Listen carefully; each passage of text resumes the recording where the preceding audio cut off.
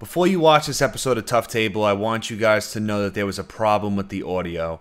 We upgraded the mixer, we built the 6-man table, which you'll see soon. We built all that stuff. We went from 4 mics to 6 mics, so this way everyone has a mic, including the 6-man, aka the cameraman. With that upgrade, I was trying to save a little bit of space, so instead of using the same computer we've always used to run the mixer through, I used a smaller, older netbook that just didn't have the processing power, and the audio file was then corrupted. So luckily, with the 6 cameras that we have running through our Tough Table, we're able to pick up the audio on the camera. So it's not going to be the clean-cut professional audio that I'm used to and that I like to provide to the audience. Moving forward, we're not going backwards in terms of the audio. The audio, there was an error, and we will try our best to make sure that that doesn't happen again. So sorry about that, and I hope you enjoyed the episode. Welcome to episode number 8 of Tough Table. So before we get started, I want to do a brief intro of everyone. Quickly, we have Lou. He's with us. He's one of my clients. He's his first time on Tough Table. We have Amanda, another first timer. The man who needs no intro, Kenny's back. Okay. And the lovely Shauna is back with us as well. And for the first time now, our official 6-man with the custom table, all right, built by John, is Javier from VinylYouUp. So he will be our 6-man today. All right. So real quick now, for Lou and Amanda, we'll start with Lou. What motivated you to become involved in fitness, and why did you choose Sci-Unison Fitness or Team SUF? Well, first of all, thanks Ryan for having me on your show. It's a pleasure to be here. I began working with Ryan, it's going to be 5 years this May. I had just turned 58 years old, and it was time to start taking care of myself and working out and getting into shape. So I went over to World Gym and I asked them if there was somebody that could work with me to train, and coincidentally Ryan was working that day. So I met with him, and I knew at that point that Ryan would be the person I'd like to work with. And we've been working together now 5 years, and he's taken me a long way to where I am today. He's been very patient with me, but at the same time he's always concerned that he's not pushing me too hard. I'm not one of the young guys like all the rest of you, okay? But I'm very pleased where I am right now, okay? And hope to continue with him. Yeah, Lou came in. I had no idea who he was. And I was like, oh man, anytime someone wants in-gym personal training, I'm like, oh shit, this is going to be an hour of my time. I hope this person is not crazy or a weirdo. And I took Lou in, and it's been one of the best decisions I've ever made. I only keep a very small roster in terms of in-gym people. Junkyard is a free-for-all. You know, we do that whole thing, try to get the group as big as possible. But the in-gym stuff, I try to keep it down to like, what do I keep? Like four people, and Lou's been one of those 4 for years now. So yeah, it's been great. Big Louish. Yeah. Big Louish. And we had a couple setbacks. Yeah, the injuries. Broke my arm on a snowmobile. Yeah, I remember getting that phone call. It was nothing daring. It was some parking lot. So that set me back a few months. And then last year, I was at a wedding dancing, and I was doing the twist, and I went down too far, and I tore my meniscus, so I had a meniscus surgery. So both situations set me back a few months, but we're back strong again. Lou sort of played up like he's doing some kind of monster backflip. Snowmobile, that's what it was.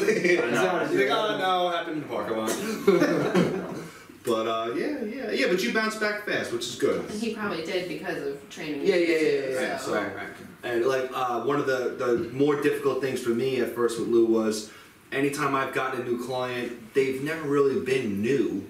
You know, they've worked at this point in their life, or they did this. So it's like you either just have to rekindle something that was there previously, but Lou was bone stock, and it was a little rough at first. I had to adjust my approach at first, but you know, he learned fast. He got strong, and Big Louis. And although I am a disciplined person by nature, and I was not disciplined in terms of working out. So my schedule with Ryan, you know, keeps me to a timeline, and I'm always prompt in being there. And if I have to miss it for some reason, I always let Ryan know, but we reschedule. Yeah. And that's what I need. I need to be pushed 100% on this. So That's good. works for me. Works for both of us, so that's good. And next, Amanda. Well, yes, thank you, Ryan, for having me on Tough Table, episode number 8. So I got into the fitness community specifically when I was in college, but I always had sports and fitness be a part of my whole entire life. When I was in college, I had a battle with eating disorders, and I was on YouTube right around the Arnold Sports Festival time, and I saw a video of a figure competition, and after seeing the video and doing a little bit of my own research, I come to find that these girls were eating a lot more than I was eating at the time, but had these physiques that were just unbelievable. And I was like, okay, so there's a way to eat and look good as opposed to not eat and what I thought was look good. Yeah. So that's how I originally got into the fitness industry, and then specifically why I reached out to you. You know, I've known you for a few years through Nutrabio. We're both on Team Nutrabio. And even from the first time we met, I knew that you just really know your stuff, and your actions, meaning your athletes, speak louder than your words, even though you are a little loud. You know, it was, for me, I kind of have a different history because I tread water, you know, getting involved in competitions, and there's always that fear that all of my bad habits could resurface. So it's really important to work with somebody that I knew that I could trust and who wouldn't baby me through it, who would kind of just be like, no, just get it done, do it. And I knew that you'd Get it done. You'd be that person for it. Get it done. Yep. Throw that in there. All right, good. All right, so that's a perfect lead into our first topic number 1. We're gonna focus on eating disorders and unhealthy fitness habits. So the idea of being healthy, being fit, being in the gym, eating right is supposed to be a positive in your life. It's supposed to get you something. But what happens is, far too often people go off the deep end and they resort to prolonged periods of calorie restriction, overtraining, and these obsessive behaviors can lead to the development of eating disorders and, you know, negative body images and issues, and a significant decrease in someone's health. So take all that and then you combine, you know, the social media aspect, a lot of these, you know, shady supplement companies, all these gimmicks out there, and you see how much is really wrong with the fitness industry. So that's where our main focus is going to be for topic number 1. But on a lighter note, before we hit that, I just want everyone to know that the SUF EPC posing clinic is up and running, and here is some behind the scenes footage.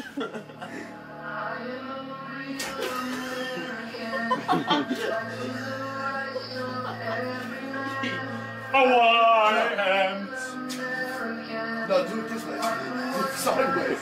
No, do it sideways. Do it this way so you can see your whole body. No, this way. Oh! What a pose by the PJ. Yeah, so that was Bijik posing, and it was horrendous, but lovely at the same time. So amazing. Yeah.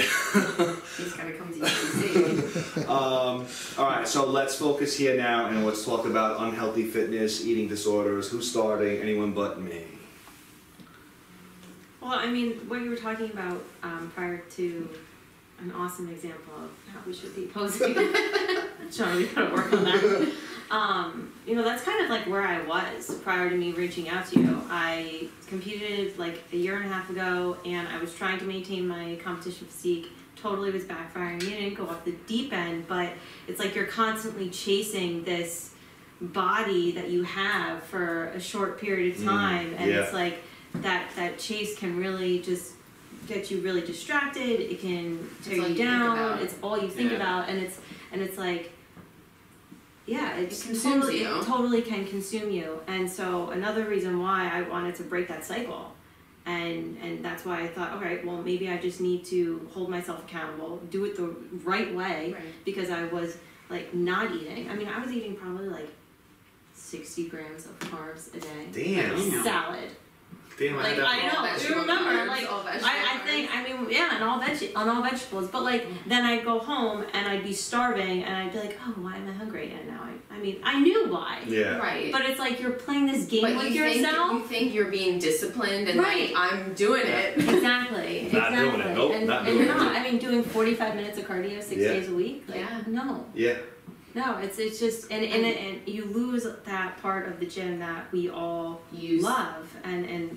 You lose your passion. Yeah. Well, exactly. it becomes two though. It's not even just under eating; it's overtraining. Exactly. So and then when you do both together, forget you're it. fucked. You're Forget just- about it. I had that problem with overtraining. Yeah. Like I became obsessed. Once I got into the cardio, I became obsessed with it. Like I remember being out with friends, and I was like driving by one of the precincts. They had a gym, and I'm like, oh, just give me a couple of minutes, I'll be back. And I fucking changed into my workout pants Wow. and went and ran in the Yeah. cardio. You did cardio. You went in and did cardio. I shit you not. Wait, Did hold cardio. on.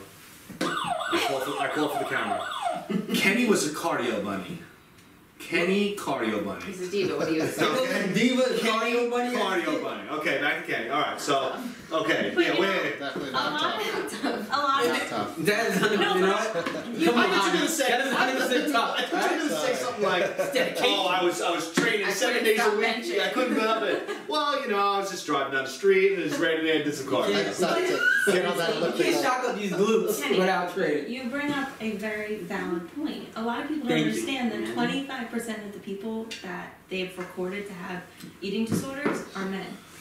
That's a quarter of the people. And I bet you that number, I'm not saying that you have one, but a lot of people think that, oh, it's It's a girl. shameful, No, it's a girl no, thing, it's and not. it's not. No, And it's that not. number, I'm sure, is inflatedly low. Yeah, Right. because people, That's yeah, like they're not an gonna. oxymoron, Yeah, inflatedly they're low. not. But They're you know not what I gonna. mean. They're not gonna report it. They're Yeah. not going to report it because they think, like, It's- I'm a man, Yeah. so, like, I'm not Well, Kenny supposed just to reported have something it. now. No, but I'm breaking barriers so here, right? when does it become motivation versus obligation, right? Like, and we all have Yeah. a little bit of that fine Of line, course. and like it's like finding balance in something that's so not Well, balanced. for a while Right. I wasn't telling you. I wasn't taking my rest days. On my rest day, I would do like a light with the circuit Walk. training until the point where it just started to hurt. So I was like, I gotta Say, well, stop. that's what happens when people start Yeah. overtraining. You got to listen to your Started body. to hurt. You know, you're gonna have things where constant pain. You're gonna have aches and pains you didn't usually have.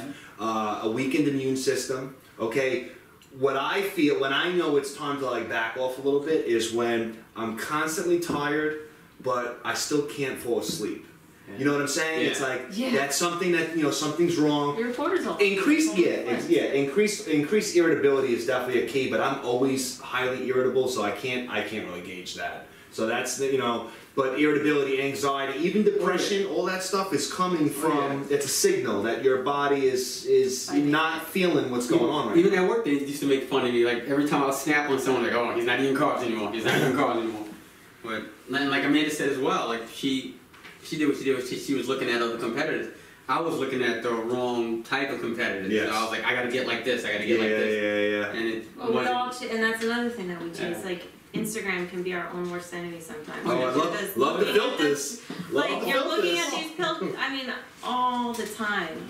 Like It's Mike is sensory like, overload. what really? What are you Yeah. doing? It's Like, What are sensory. you doing? It's you know? sensory overload. Yeah, It's so for sure. well. And That's it's well. easy for people to portray this like fantasy fit model fit life, Oh. and so many men and women are looking at that and thinking that that is everyone's real life Yeah. and that they can attain that. Yeah. Not everybody is a fitness model. Yeah. Not Facts. everybody 24/7 doing No, shit like. that shit. And that Exactly. also, it's like, again, like how you said that weird balance that you have to find. Yes, you can have balance in like your yearly life, but competition prep isn't supposed to be Be all technically year. balanced. That's why you are only supposed to do X amount of shows per year. Right. You shouldn't be doing every single show throughout They the do whole show year. and you back off. But these people, I'm calling for it. I'm calling for it. That's a perfect plug for Tough Table itself. Tough Table itself was created so normal people who live normal lives and work normal jobs can get together and talk about fitness and better educate people. You follow all these clowns on Instagram, most of their stuff is filtered, they're posting photos of themselves from like 4 years ago sometimes, and you think that these people are always looking like this and you're chasing that dream. Some people genetically are going to be able to look leaner year round. That's something called genetics. I don't have that. A lot of people don't have that. And you're chasing this dream, and what happens in the end? You end up sacrificing your health. Go ahead. To go off that, also, I just feel that we're all chasing these extremes, whether it's who can get the leanest for bodybuilding, who can lift the heaviest weights for powerlifting, who can run the most at whatever amount of time. And not only is the outcome extremes, but then we're also taking extreme methods to get there, maybe not with proper guidance or just completely overdoing it or ignoring the guidance that we should be listening to. And at the end of the day, we're all athletes and we're all supposed to perform. If you don't take care of your body, what are you doing? But like, to play devil's advocate, because when people would be like, oh, you're nuts because you prep your meals, it's like, well, you know what, if I need this as a vehicle in which to have my sanity, that's a little insane. Okay, I'd rather do that than use drugs. Yeah. But not steroid drugs, but like drugs or drink alcohol in excess, or like, you know what I mean? You use But if that's what I need to make my unhealthy habits somewhat healthy, because I have a potential to go off the deep end, then I'd rather do that. But that's a healthy coping mechanism, taking care of your body and making sure you have all your stuff. You think that, but a lot of other people may think, because I wake up at 5:30 on a Sunday morning to go to the gym to make sure I get my workout in, so that I can come to Tough Table, and I don't get home at whatever time I get home and miss my session. People would think that that's crazy. And I have all my meals, you know what? It's not like I would do that regardless of whether I had the show. Yeah, but if you didn't have the show and you miss a day, it's not the end of the world. It's not going to change anything. Did you get that? Did you get that? So you're recording that. But it's not. But no, I'm talking about off season. It's not going to fucking. One day it's not going to change shit. It's not going to do anything. When you're on, here's the difference with prep, because technically, one day on prep missing is not going to change anything. You know what it's going to change? It's going to change your mental edge. Because once you're on prep and you want to win, once you compromise just once, it makes it easier to compromise again. So it's more of a mental edge. If you're on prep and you miss a day, please don't email me and tell me you do this. But I'm just saying, it's not going to change the world. What it can do is negatively impact your mindset. That's why it's not good. It's good what you did now. Off season, or if you don't have it, you shouldn't. It'd probably be healthier not to worry about it. Like, oh, maybe I'll make it up tomorrow. You can't always do that. But you want to win, you want to compete, you want to win. You're an athlete, yes. What you did today was absolutely perfect. And anyone who thinks you're crazy, they're either people who are criticizing because they don't fully understand the lifestyle and they don't want to win. I like winning. If we're gonna go through all this shit, let's try to win. AKA, if you're gonna have to go through Ryan, the way he treats you during prep, you might as well go to win. You know, you brought up a really interesting point earlier, Ryan, about your immune system. Oh yeah. Like, and your hormones getting messed up if you overtrain and doing too many shows, and you know. Just from the outset, looking at, you know, some of my friends who've competed, and you guys might have seen, you know, the amount of like autoimmune disorders that come out of, or hormone disruptive, nature diseases that can come out of somebody who destroys their body into the ground. And it's so you have to know what to say. Like, my life is worth more. Yes. Than. But people, it's a two-step process. The person has to be able to identify, one, there's a problem with what I'm doing. Okay, and sometimes mentally they play gymnastics with themselves to ignore the physical. Okay, and in that physical, you have to mentally be able to understand your physical, and then you have to then tell your coach. And that's.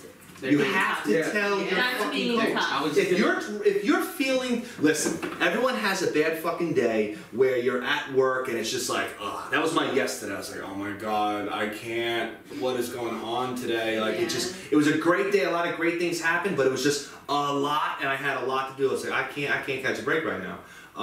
But everyone has a bad day where they're tired. If you're tired one day, I don't want you fucking emailing me saying, I'm tired.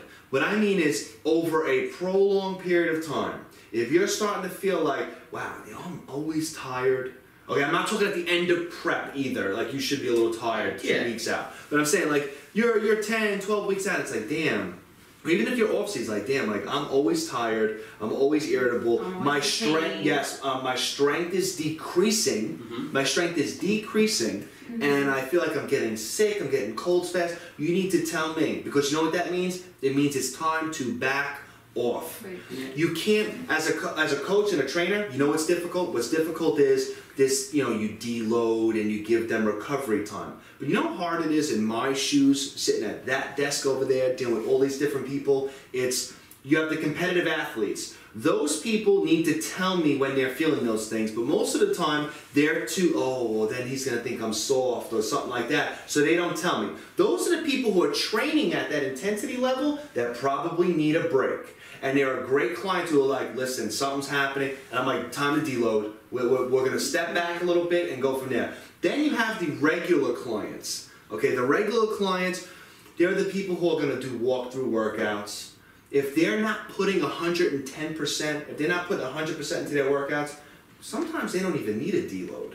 So you can't just be like, oh, everyone gets a deload and everyone will get to focus on recovery, because some people are never training hard enough to really need it, and then the people who are training hard enough to need it never fucking tell me. So it's like, you gotta know yourself, be honest with yourself, don't look at the tunnel like, oh, today I feel like shit. Like, yeah, okay, fine. If it's a long-term thing, you need to tell me or your coach, whoever, because it could come back to haunt you. Just to go off that, like you said, you gotta have, it's not just you gotta have a coach and a support system that's gonna... Oh, so you're saying I'm good? So you're saying I'm good then? You're saying I'm good. Fair enough. Because, like you said, if you can't just have someone that wants you to win or wants to win for their image so bad that they're gonna risk sacrifice their health. Yeah. Because there was a time after my first show, when I came back here, I was like, I'm gonna go to the gym after that, and you were like, nah, Kenny, just calm down for the day, or just, nah, you're good. You never know, somebody else's coach or whatever would have been like, no, just go ahead. Hit it hard. And that could have really fucked me up. It worked out me. Yeah, you don't sacrifice health. I love winning, trust me. But that's one thing you won't do. Yeah, I'm not gonna sacrifice. I'll cheat in cards against my grandmother. But I will not, messing with somebody's health and their body. That's something that they have to deal with. And there's so many things that are, it's so fragile. It's like, that's their health in the current, that's their health moving forward. Hormone levels affect so much stuff. That stuff can come back and deal with even things like pregnancy. Like, this is life stuff that you have in your hands, and it's, no. Which I know they say, like, oh, you should never do a show to, like, because doing a show has its own not issues, but expectations. Yes. Right. But for me, and this is kind of personal, but I don't mind sharing, one of the reasons why, I don't even know if you know this, I decided to compete and choose you is because I needed to learn how to eat again. Right. Yeah, I knew that what I was doing was not sustainable, and I'm gonna get to a point eventually where you can't where I want to have kids, right. And I don't want to worry about when I'm pregnant calorie restricting, right? Yeah. Because it's not about me at that point. Yeah, right. totally. That's You know, over. and what I That's was, over. and what I was doing, I knew wasn't healthy. Right. I was doing like kind of keto, and it was working for a little while. I did the intermittent fasting, that worked for a little while. But all these things, they started to backfire on me. Right. My body was not the body, and I was used to having. And I thought, all right, maybe just as I'm getting older, whatever, things change. They say that, but I knew something different was up, and I just knew that I had to change what I was doing for the long term. And yes, at the, I am going to end up getting to a place that's not something for the long term, Right. meaning show prep. But now I'm not afraid to eat a sweet potato. And I couldn't tell you before when I used to, when I got my first plan, I think I had a heart attack. I was like, wait, I have to eat how many carbs, and you know what? I just did it. I just, that day I started and I did it, and it was amazing what happened in the beginning, and it's been amazing what's happened this far, and what's amazing is I can go out to dinner now and not order a fucking salad. That's good. and not like totally Feel freak out guilty. about it. Yeah. So that's where I'm really grateful for fitness and this lifestyle, because it has given me that kind of balance in that regard where, okay, if I do go out and I have pasta, I'm not going off the deep end and having ice cream and all these other things because I screwed up my diet. Because we all know that, like, that's a whole other part of this industry that maybe people don't talk about is these cheat meals. You know what's a quality cheat meal? Marshmallow Peeps. No, it's Marshmallow Peeps. Really? Greatest thing ever, man. Really? Greatest thing ever. What's your favorite? Is that your favorite cheat meal? If that is, you're the worst. You're fired. What? That can't be your favorite That's cheat. weird. No. Ask him what my favorite cheat meal he stole from you was. Yeah. Grilled cheese sandwich. No. Grilled cheese sandwich. No, you better not untell I'll take the grilled cheese. All for Yo, Javi, man. Yeah. no, Marshmallow get the Peeps, though? peeps. No, yeah. What? Got the peeps. You gotta know how to eat, man. Peeps. Marshmallow Peeps are amazing. They're put on this earth for me and you. But that's something God that, put Peeps on I this don't earth. know, maybe it's just me, but I'm sure that there are some people out there who can resonate with the fact, like, okay, you're really good, you're hitting your macros, or you're sticking to your diet, and then you don't, and then you're like, oh, well, I'll just be not tough Yeah. and eat the whole Everything. It just goes out of control from there. Well, I was talking to Ryan about this last night, and I was like, you know, my first show, my macros were the same up until one way and where a change would be made. Same on training, recovery, and all that. And my cousin, who was also prepping with a different coach, was getting cheat meals every Sunday. And so, also, my coach, we didn't have any interaction other than Sunday when I sent in that weigh-in and those progress photos. So I was just like, well, I kind of want that and like need that. I'm not really getting any like advice on cheat meals or this and that, or that person didn't believe in them. So I was like, you know, I probably would have like looked like really good if I had just like stuck to the plan. But at the same time, it's like that was like so bad because, you know, I wasn't learning to eat according to my activity level and to perform. And then also it leads to things like binge eating habits where it's like, have a cheat meal. It's like, have all a right. cheat meal. Have a cheat day, weekend. Yes, clearly define that cheat meal. That's why I don't do that. When I'm on prep and we want to win, I put in scheduled, measured spikes. And it's Because now I at least know. and it's a way to also stay in Control, yeah. Because Exactly. if you just go out and have like crazy amounts of things and it's like, oh, I had brunch and that was like bottomless everything, and then I went out to dinner, or then I went and got froyo after that, and it spirals out of control, and then sometimes it doesn't stop after that day. Yeah. And it's like night after night you're going to bed like feeling like you're just gonna like be sick because you can't stop. Like that's a big problem too. It's no good. Yeah, at least like overeating, stuff like that. It's like under to over. Under to over, and then it's like, you know, then you're overcompensating with your exercise. Yeah. And then it leads to Yeah. overtraining, and Yep. it perpetuates this cycle that's not. No. And then you're that's not mental, you healthy. just Yeah. feel like That's not crap healthy. about yourself. We put down. I was One of the in main like things, 7 days a week. one of the main Yeah. problems is like cortisol. Cortisol is like the devil, okay? And you know, a certain amount of cortisol is healthy, okay?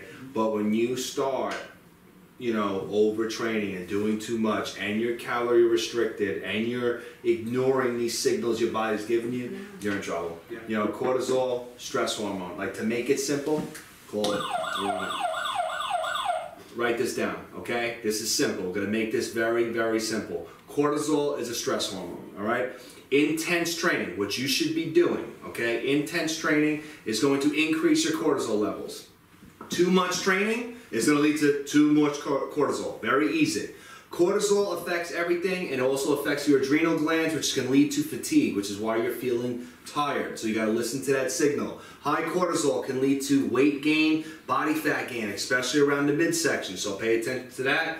Cortisol levels have a negative impact on testosterone. So higher cortisol, lower testosterone. Lower testosterone, lower muscle mass, less gains. So we don't want that.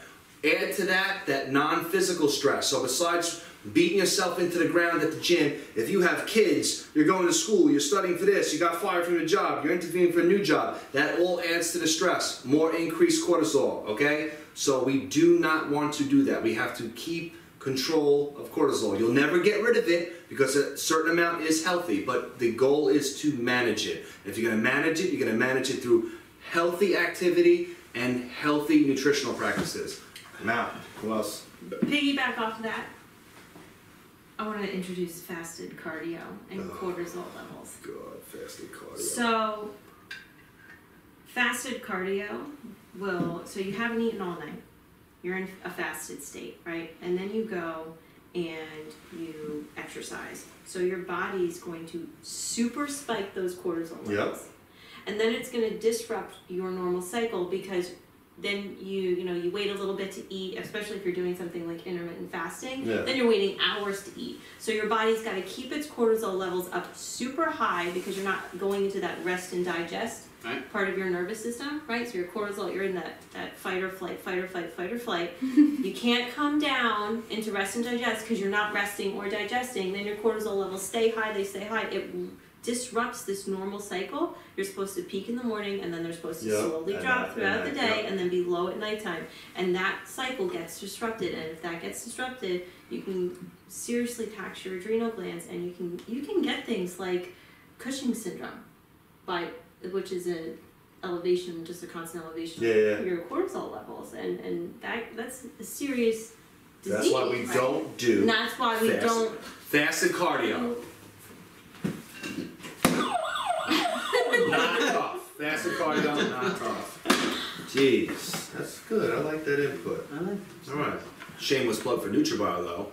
To better manage cortisol, athletes, people training high intensity, they're getting ready for a show. No matter what, cortisol is going to creep up, So if you want to combat cortisol, some, surefire ways, some supplements, vitamins, vitamin C, zinc, a B complex, and I love the multivitamin that Nutrabio puts out, so make sure you check those products out. That will help out with your intense training. It's not going to fix something if you are completely breaking it. I'm not saying to go out there and overtrain, take these supplements and you're good. I'm just saying you're still doing things healthy and you're training intense for a show, cortisol could creep up there. This is a way to better manage it.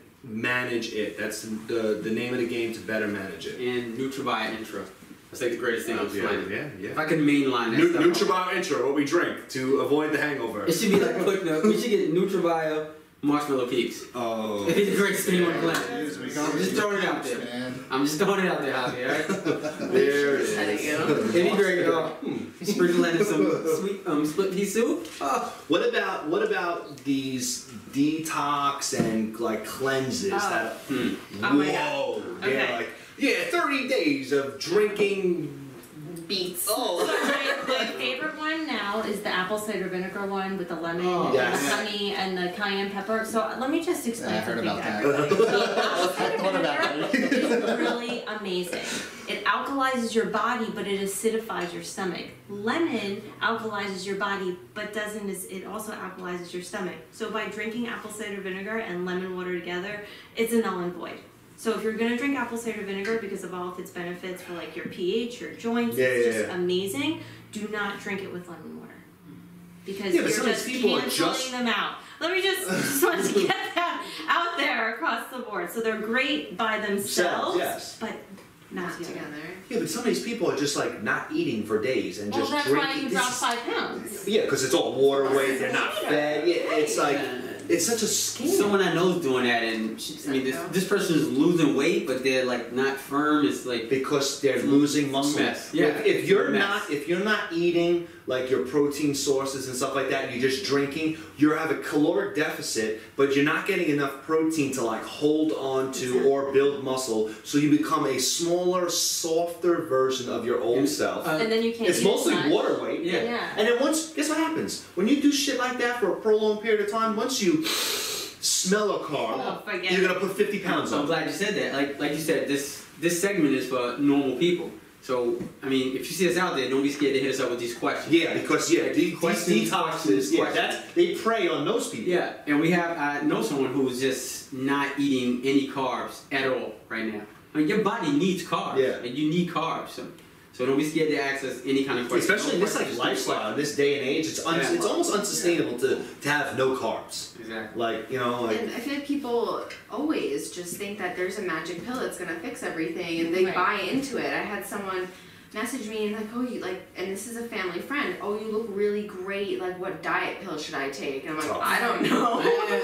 Thermofuel by Nutrabio. Yes, I mean, but you know what it is? It's what is it defined as? Defined as? It's defined as a supplement. It supplements the diet. It is not like take this and you're the man or the woman. It's a supplement. It supplements hard training and good nutrition. Yeah, like you said, it's mixed in with something. Yeah. Some people are just taking it. Or they're doing the detoxes, and there's no hard evidence out there to support the idea that these things are going to significantly help you better detox your system. That's what your organs are designed to do. Like, your organs are designed to detox. Yes, certain foods, certain ingredients, certain vitamins, stuff like that will aid in it, but to go to these extreme measures to get nothing that is high effort, high risk, low reward, you lose a little bit of weight, it's water weight, you gain 10 times back once you start to eat regular, there's no evidence, and you're torturing yourself. Like, where's the fucking logic in that? Like, it drives me crazy when they say this, but they prey on people like, oh, look at this person, get ready for the beach or your trip and do this. It's like, oh my God. But it's a hard sell. It's hard to beat Santa Claus. Santa Claus comes in and says, I got this, and he'll give you everything. And then you have me, it's like, no, like, you gotta kind of work hard, you gotta be consistent, you gotta sweat a little bit. It's like, it's hard to beat Santa Claus. Exactly. It's hard to beat Santa Claus. You know, that's like a short-term fix and a short-term reward. Yeah. And that's all that it is. And then you're done after that. You're done. Yeah. Oh man, we're in trouble. The fitness industry is in trouble. Yeah. So you gotta find a good team. You gotta find a good coach. Do you know of any? Team SUF, Science Fitness, tough. All right, so I feel like the first topic went, pretty well. We got any? We're good there. Okay. Our next segment is going to be a yoga segment. Okay, this is we got yoga tips from Jackie from IMB Yoga. I mean business. So let's take it away. Hey guys, this is Jackie here. I'm going to give you a couple of tips to getting started with a vinyasa yoga practice. There's several different types of yoga, and some of them are kind of known to be slow or lots of seated positions, maybe almost a little boring. But if you're into sort of a fun, athletic style of yoga, that would definitely be vinyasa. It's a lot of stretching, but it's also a lot of strength poses. As you can see here, I'm doing a couple of them. They're not too difficult. Some of them are pretty basic, but as you get better and better at it, you can actually start to do some of the more challenging poses like headstands and handstands. So it's a really great thing to add into the mix of your workout routine. And it's always also nice to know that yoga's been around for thousands of years, so this isn't a fad. This is here to stay, and anyone who does yoga will definitely tell you that it's definitely a game changer to add to your fitness and wellness routines as a whole. So stop by, check me out on YouTube if you want to just see what it's about, try some short videos and see some tutorials, and I hope it's something that you can add to your life and see some positive changes. So definitely stop by and check me out. Thanks guys. Welcome back. I hope that segment was informative and you enjoyed it. We hope to have Jackie back for many more segments in future Tough Tables. But now, it's time for Tough Table Trivia.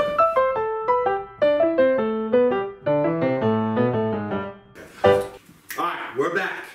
Let's hit first question. First question, here we go. Tough Table Trivia. 5 questions here. Remember, Tough Table Trivia, okay, and for this episode, Someone at this Table, it's all going to be linked to this Nutrabio product right here. So the winner of the points tally is going to get, what flavor is this? Oh, the chocolate peanut butter. Chocolate peanut butter, classic way from Nutrabio, and you also get a Tough Table t-shirt made by VinylYouUp and Javier, who was a 6th man today. Alright, so question number 1. Are we ready? Javier, set the timer. And I'm not editing that out either. Okay. Which Initium eyewear glasses were worn by Robert Downey Jr. in Iron Man 2? A. The Revelations. B. Radios. C, the all-ins, or D, head wires? Every time I get these wrong, I get in trouble. Yep. And here we go. We're ready. Let's see them. Kenny has C, and Amanda has A, and Big Louis has A, and Shawnee has C, and the answer is C, the all-ins. Okay, these right here. But I was gonna say that was after Amanda. okay, so what do we got? Point goes to Kenny and Shauna. All right, so next question. Nutrabio Intra. Oh, Amanda's on the spot right now. Oh, man. She's shaking. Okay, Nutrabio Intra is a great supplement to drink during an intense workout, all right? Which of the following ingredients is not in Intra? A, glutamine. B, BCAAs, branched-chain amino acids. C, OKG, form of ornithine, or D, citrulline. So which is not in Nutrabio Intra? Glutamine, BCAAs, OKG, or citrulline. We ready? Do it. Here we go. Kenny, what do we got? Kenny has B, and Amanda has D. Uh-oh.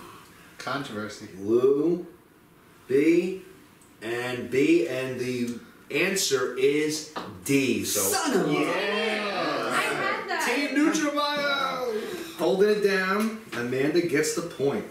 Okay. Big Louis has a 0. A donut bagel. Rolling it. Rolling the donut. All right, here we go. Next question. The WNBF, the World Natural Bodybuilding Federation, is the most prestigious of all natural bodybuilding federations. Which year did Nancy Andrews, Bob Bell, and Tina Smith officially take over the WNBF? Okay, when did Nancy, Bob, and Tina take over? A, 2014. B, 2012. C, 2013. Or D, 2011. Here we go. Fast. B, B, B, and B. Nancy Andrews is not going to like any of them. Oh, you had The answer is A, 2014.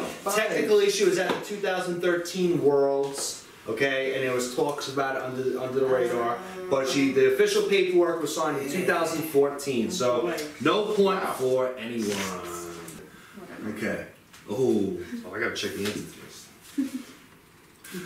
Question number 4. Which of the following has the most grams of fat? Okay, most grams of fat. A package of Reese's Pieces peanut butter cups. B, a tablespoon of coconut oil.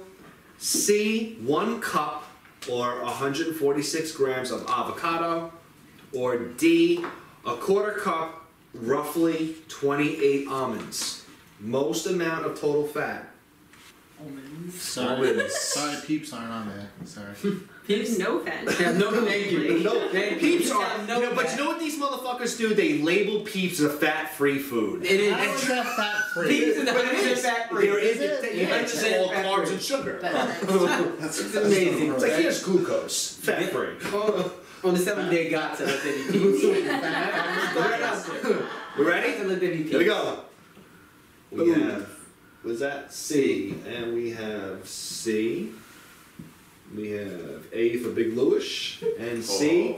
And the answer is C. Boom! Everybody, okay, so we got Avocado is my We got main source Kenny, of fat during Amanda, my main source. and Shauna. We're tied. Big Louis has... Rolling a donut. Lou, we love you all, Lou. We love you. Okay, question number 5. Okay. The glycemic index rates the speed of digestion of carbs and how they impact blood sugar levels. So which of the following has the highest glycemic index value? Meaning which one of these is going to spike your blood sugar the highest?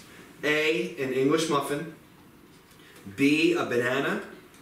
C, a baked potato. Or D, a white bagel. You ready? Do it. No, wait. Hold on. There we go. limit is not tough. The concept is not tough. Are we ready? Do it. Here we go. Hold on.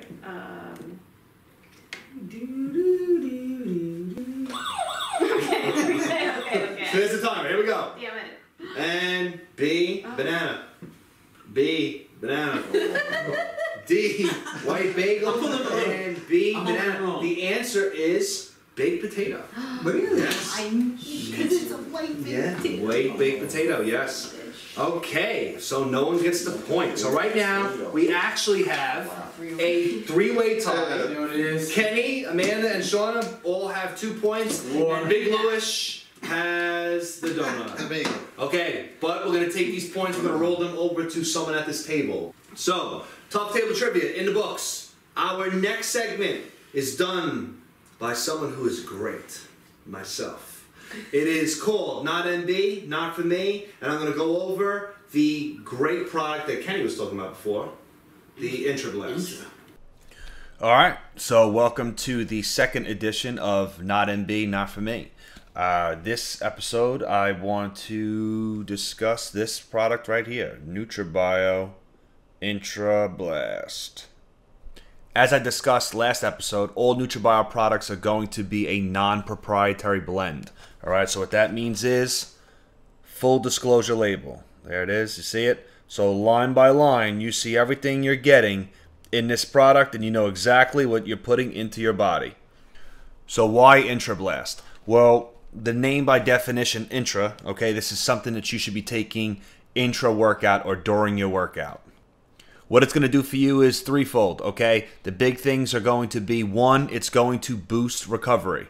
2, it's going to promote strength, endurance, and performance. And 3, it's going to rehydrate and replenish lost electrolytes. So this is key, especially if you're doing, again, that high-intensity training, conditioning workouts, high-intensity cardio, any outdoor training like Junkyard, starting up 423.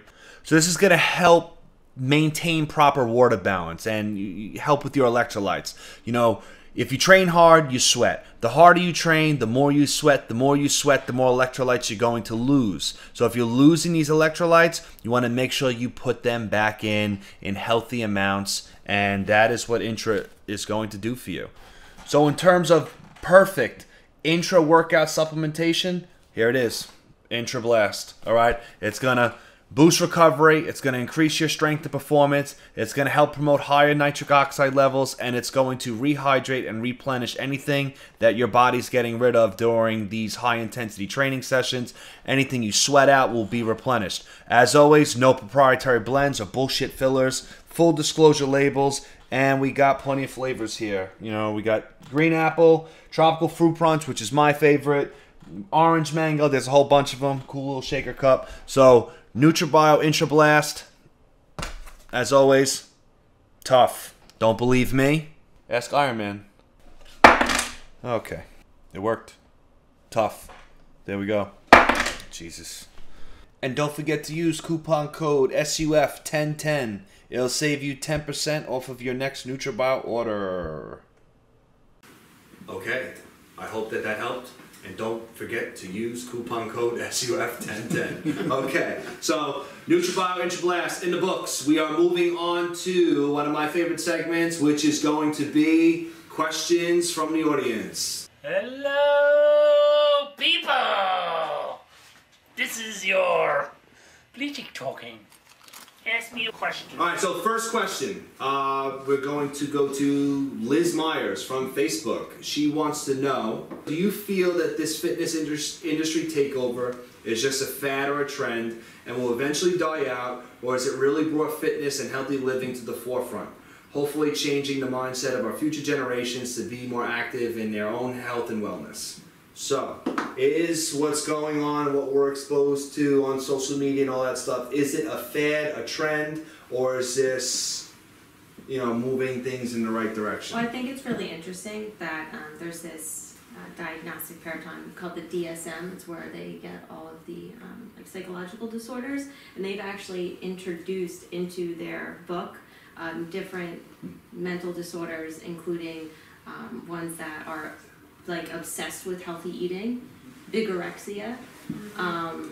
so So they've actually identified mental disorders with like fads or trends that the fitness industry has brought forth. So I don't know if it's necessarily going anywhere. It might change as everything evolves, but if it's in a book now, oh boy. Yeah. Now we're gonna do research and everything. So yeah, I think it's here to stay. It just may change. I think it is here to stay too. I think, especially recent within the past, 50 or so years, as a population, we've gotten more into the more sedentary lifestyle, and I think we've all gotten much more sick. And so I think we all kind of realize we need to do something, and that health should be prioritized, and it should be something that we do every day, whether it's exercising or just eating healthier. And so I think that that's here to stay, but I do think that I don't want to just limit it to competing in bodybuilding, but I think proving your fitness is a fad and will eventually die out. I think that, of course, bodybuilding will always live on, and the shows will live on, but I just think the volume won't always be there. Yeah. Well, you're proving fitness is across, if anyone's doing a marathon, triathlon, think about how many people do triathlons now, or marathons now, half marathons now, that never did it before, or CrossFit is all about and that. It's even great yoga, to do those things, but I think that it's just, everybody always wants to, prove it. Yeah, and they do it one and done. I just feel like fitness has always been kind of trendy. It's just they repackage it. Right. It's just we live in the social media day and age where it's like it's easier for some person who's chopping down trees in their backyard to post a video and be like, chop trees with me and get shredded. It's like anything is out there. Like there's anything that's out there, and it's just thrown onto the internet. Remove that social media aspect, remove Instagram and all that stuff, and people are always doing like weird, crazy shit, but now it's just it's sensory overload. It's in our faces, you know. There's things like CrossFit, Orange Theory, powerlifting, bodybuilding, all those things. Like I guess they're good, but there's always when they go, there'll be something else. Oh yeah, like you said, it's always gonna be somebody chasing the next dragon. Fitness is always gonna be here to stay, but it's always gonna be something new. Like today's CrossFit, tomorrow's gonna be something else. And junkyard, junkyard's here to stay. That's just it. It's always gonna be somebody trying to create something new, something different.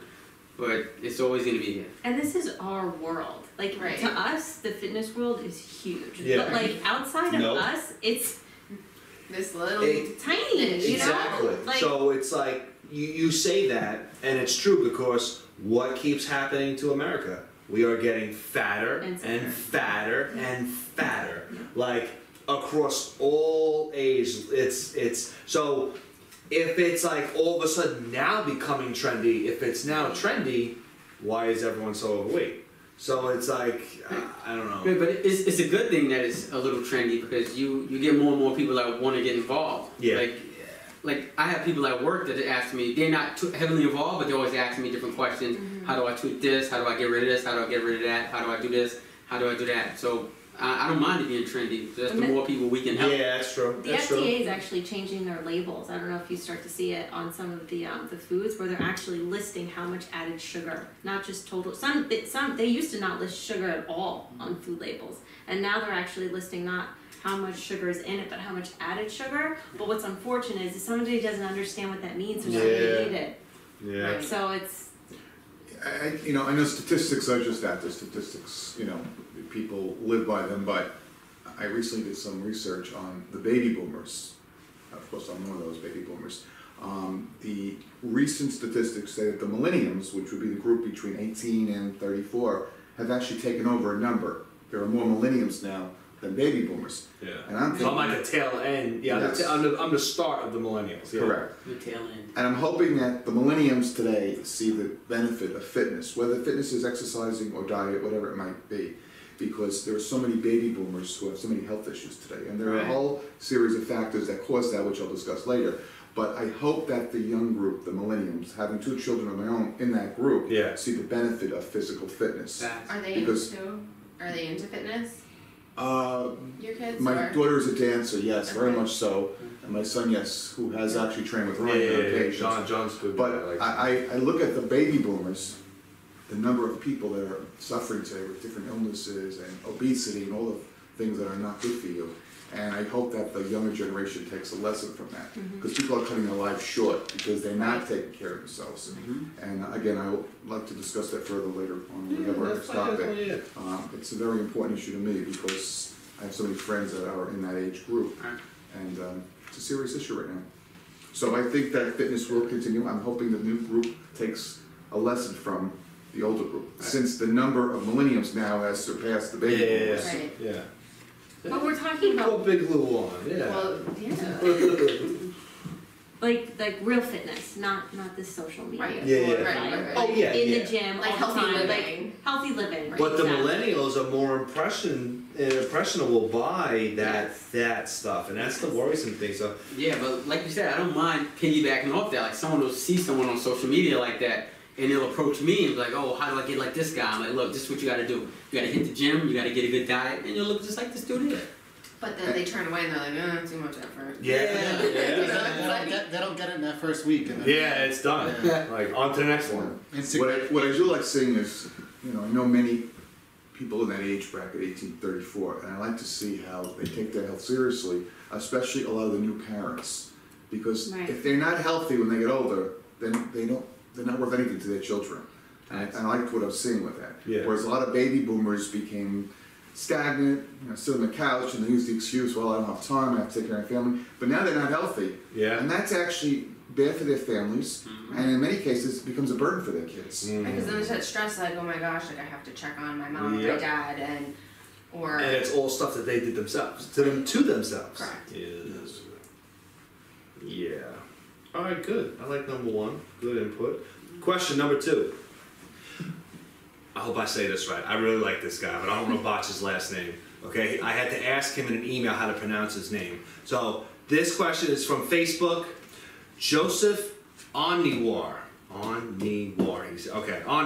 Okay, and it's addressed toward me, and he wants to know what are the top 3 mental characteristics that I see in my champions. Besides being a little off, first thing is a laser focus. I feel like that people who are I'm not just talking world champions, I'm talking about people who will go in and they will win, and not even just winning, okay? Doing the best that they can possibly do themselves. You can only maximize your own potential, okay? So those are the people I define as winners. If we know that genetically and you only got it to be top 3 and you get top 3, that's a win for me.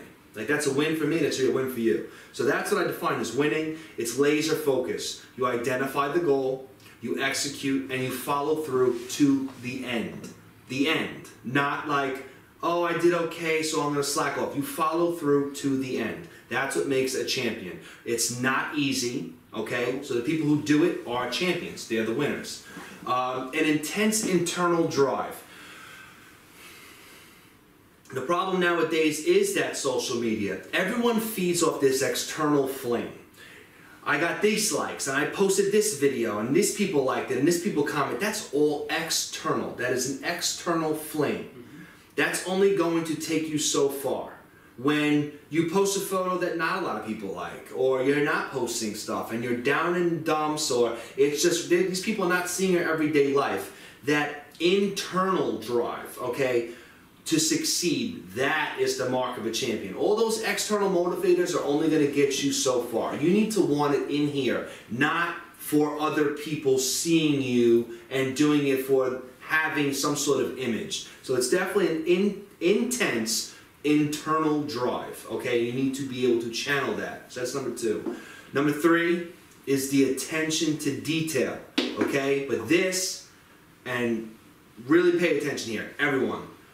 There is a law of diminishing returns, okay? Yes, we want to pay attention to detail. At the highest level, we want to focus on these details in order to enable you to win or perform at the best. However, you need to avoid the critical term, okay?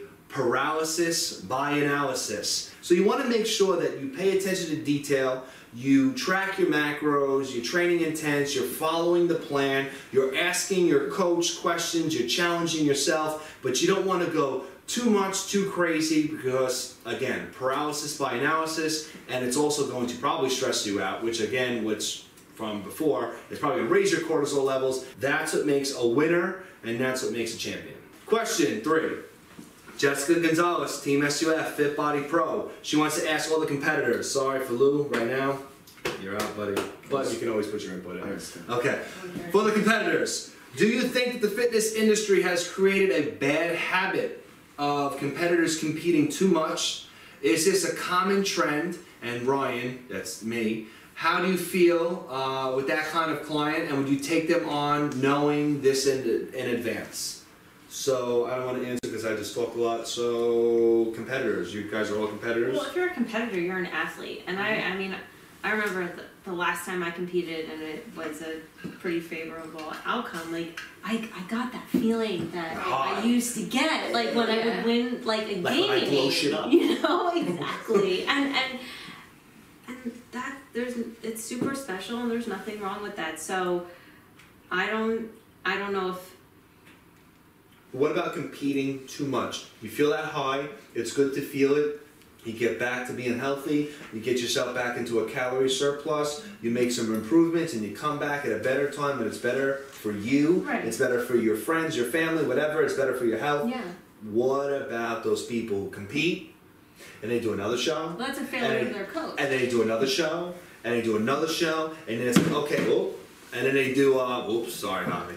And then they do, let's say they're competing in the spring, and then it's like, now they're competing in the fall too, and then you see them compete the next year. It's just like, whoa, what? You see these people person never ever stop. Yeah, do you ever stop? Like, I feel like you can easily be pressured into trying to maintain a stage ready look, because it's like, okay, you prep for the show, and then it's like, oh, like a promoter innocently is like, oh, by the way, you look great, like, make sure you're at my show. I didn't understand the question I heard. and that was Echo. Definitely, I don't know what she picked up, interrupting the podcast. I guess Echo is not about getting near around. Echo says no in this one. So go ahead.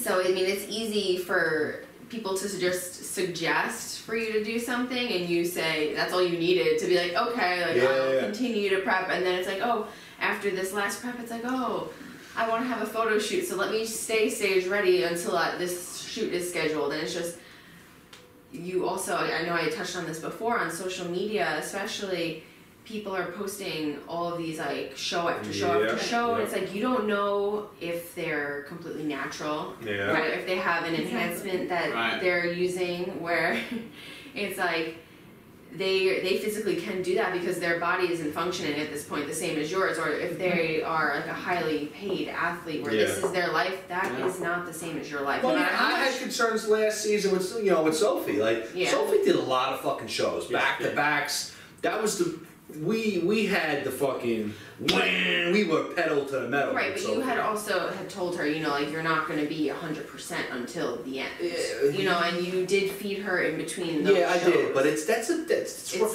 rough to balance, and I'm not like certain coaches out there don't have that mental capacity to deal with. Like that was really rough for me. Right.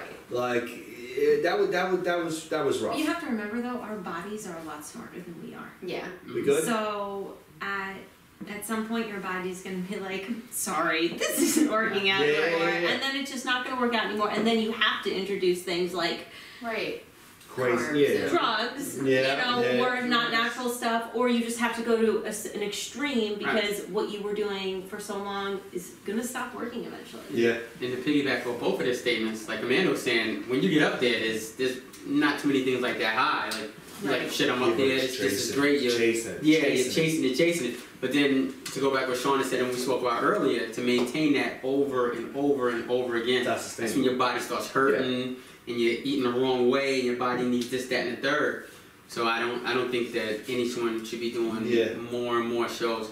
And of course it's created that habit because it's a business. Yeah. At the end of the day, it's a business. I like that you said that. I like that you said that because as a promoter, their job is to fill the seats and to get the competitors. Their job is not to be in tune with, oh, you've done 6 shows. Like that's not on their mind. They're like, do the show. You look great. Do the show. You look great. Do the show. Everyone do the show. Javi, you don't even look great right now. Do the show. That's what they'll tell Numbers. You know, it's all about responsibility. You have to be responsible for yourself. That promoter pressed you. You need to be like, I don't know. And like you said, they'll tell you that just to get you in the show. Yes. But you as yourself and you and your coach got to see where you're placing at the show. You got to know. It's not the promoter's fault. The promoter just has to go out there and hustle and try to get people in the seats and get people on stage. It's up to you to be like, nah.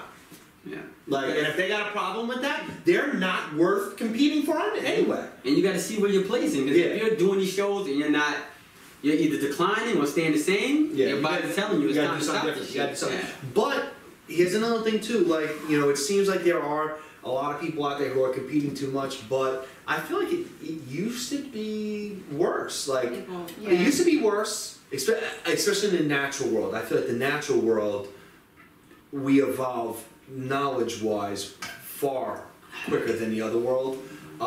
Nowadays, like, people are taking longer off seasons. You took a whole year off. You know, like, when you're involved in another world, you boom, you gotta be seen. Yes, okay, fine, you gotta be seen, but you gotta be seen like healthy, not on a bed, you know, in a hospital bed. So people are doing powerlifting, they're doing long off seasons, they're doing all sorts of other things. There are some coaches out there who are educated, but again, you're gonna have those coaches, you're gonna have those promoters like, come do the show, come do the show, come do the show. You have, as an athlete, and if you have a good coach, you and your coach should be like, this is not in my best interest, and this is gonna, you know, and then if that promoter or that owner of the federation says something negative to you, then you shouldn't be messing with them anyway. There are plenty of times where Nancy or anyone's like, oh, you're doing this show? I'm like, no, we're not in. And never has she been like, no, they need to do this, or, oh, I think, you know, I say, listen, they've been on a long run, they need some time off, they're tired, we need some time. Okay. Never has they. And you will give Nancy or whoever an explanation because you have that repertoire with them, but like for a random competitor, you also don't have to feel like you need to explain yourself either. You know, I feel like people are like, well, what do I say? Like, but that's hard. It's like, let's say you're 3rd place and you want the 1st place. You're like, damn, what do I do? And then a promoter comes up to you, not maliciously, but it's like, hey, do the show. And you're like, oh, you want me to do it? Yeah. Will I win? You know, it's like that becomes an issue too. But you got to be educated. Right. Yeah. Hey. Education. Don't be dumb. Do your research. Do your research. Yeah. Next, what do we got? Okay.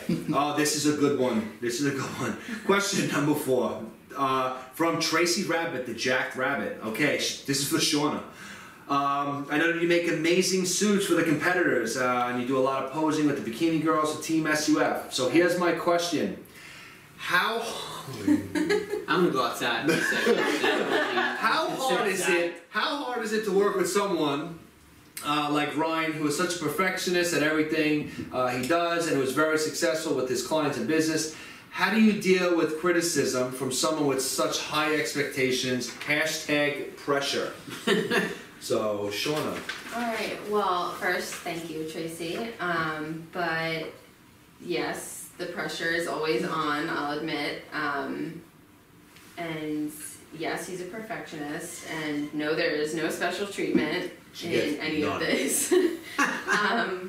Yeah, I mean, sometimes the job that I'm doing can be tough, whether it be making a suit or doing the posing, but it's all, any criticism I do get is constructive, and you know, the communication we have is always there, so I know exactly what you expect, and I'm not gonna give you something less. And anyone who's, and like, I don't want it to like sound like mean and hard and like trudging, but it's like anyone that's ever worked with you, or anyone that's personally friends with you by choice, Javier, 6Man, he can vouch for me on this one, or Lou too.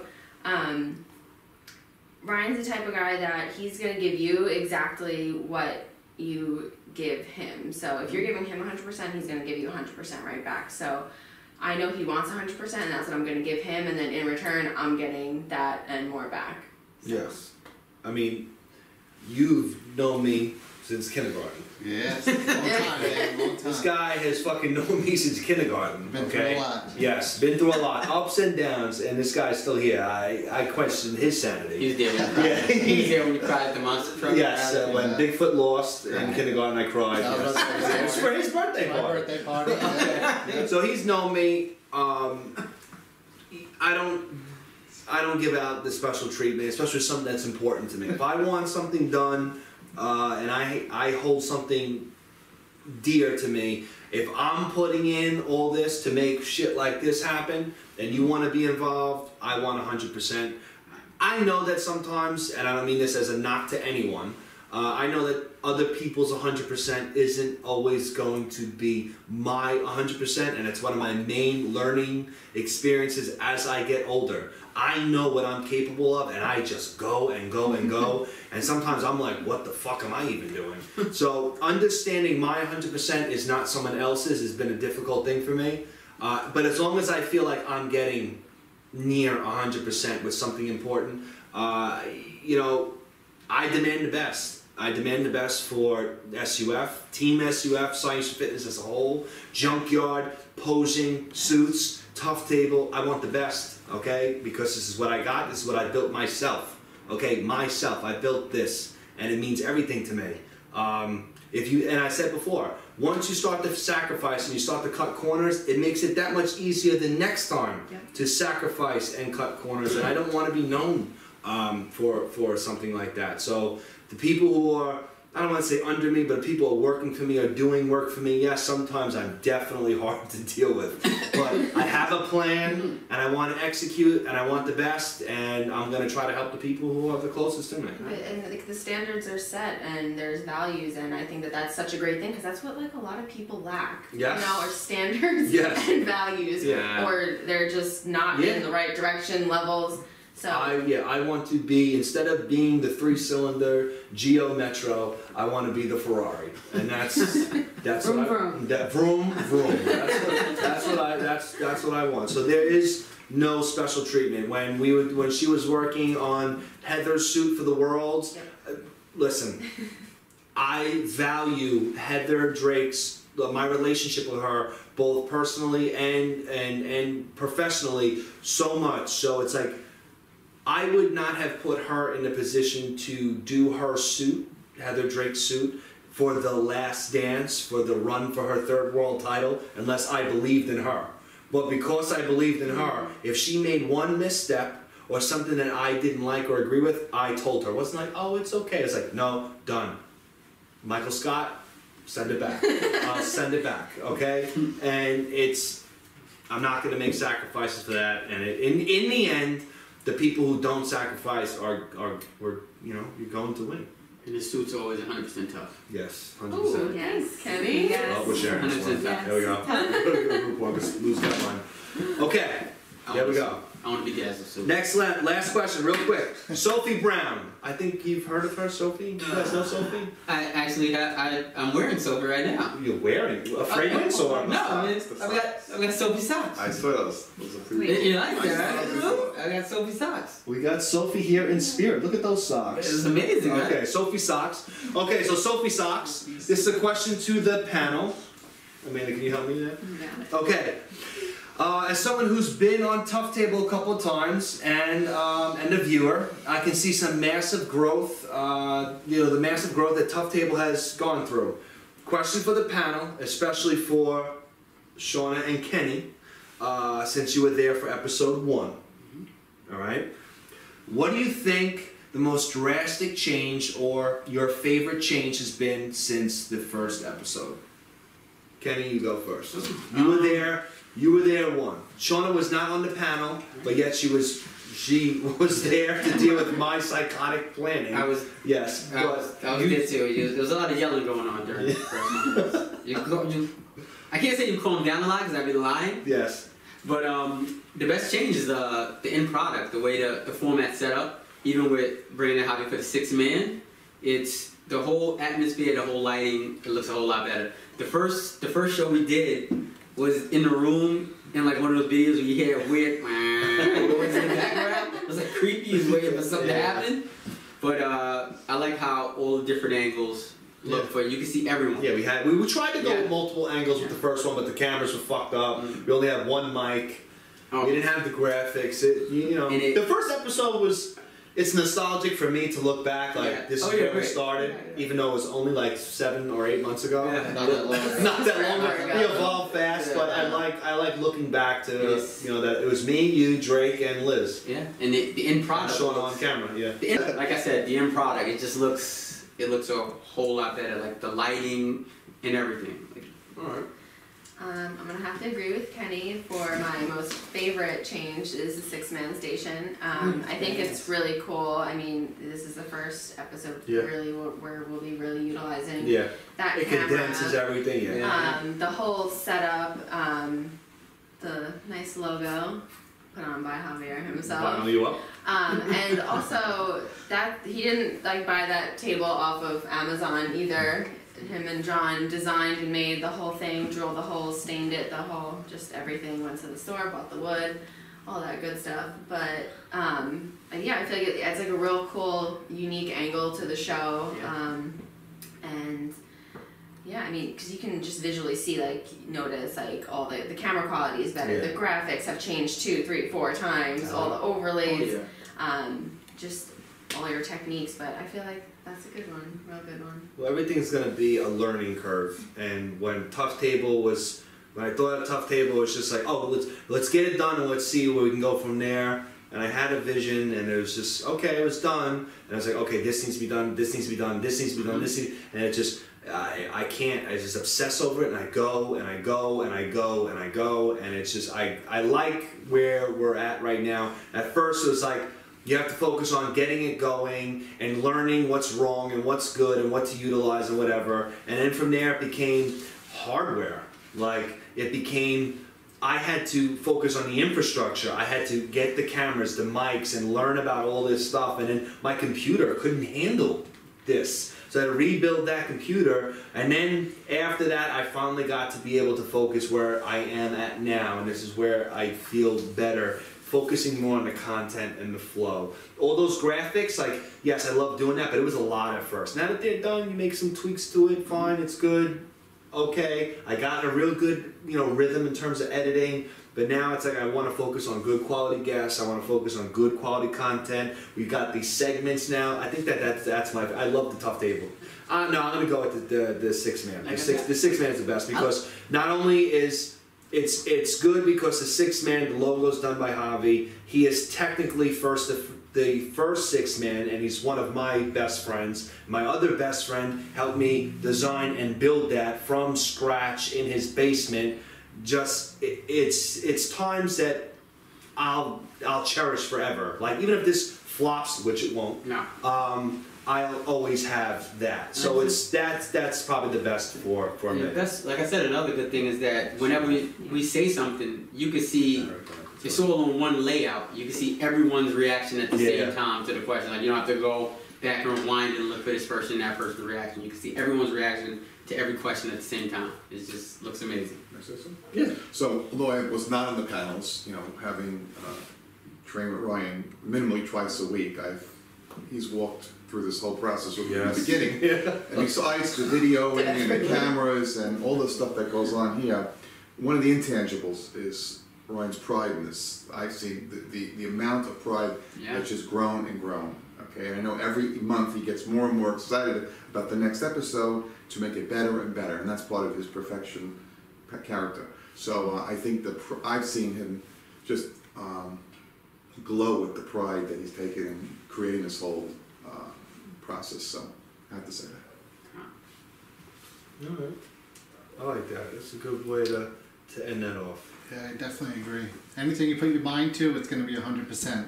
I've known that from kindergarten, so anytime it comes up with an idea, it's like, hey, what do you think about this? And I'm like, wait a minute. What did I just say? I have an idea. I'm like, wait, let me think about this first, because I know it'll start here, and it's going to go, where's it going to go? All right. It's so far has been like a really good run. I've had good people on the show. I hope we are making a good message. I hope it reaches more people. I hope it continues to grow. I'm going to continue to improve and, you know, just hope for the best from there. So, yeah, it's a good way to end questions from the audience. So, moving forward, if you have any questions for any Tough Table panel, you can you can email me at info@Sci-Unisonfitness.com. I'll put the link in the read more of the video. Or you can wait till we post the panel photo on social media, on Facebook and Instagram. You can ask your question through there, and we'll see if we can address it on the air. So that concludes the first part of Tough Table, and we're going to go now to a message from our sponsors.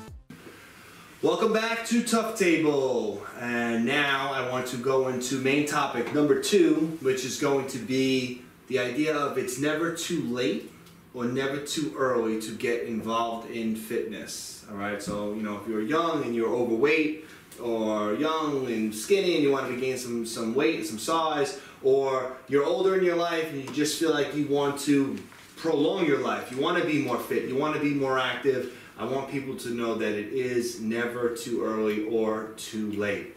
But first, all right, since we have Javi here, who is also a member of the SUF Deep Tech Division, we wanted to give a great tip to you guys out there, guys and girls. Whenever your technology acts up, you can put it in its place.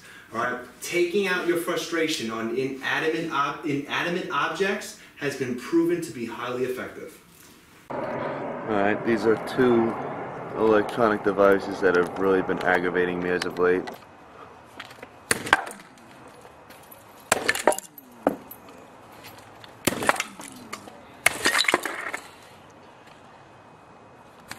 Fuck you.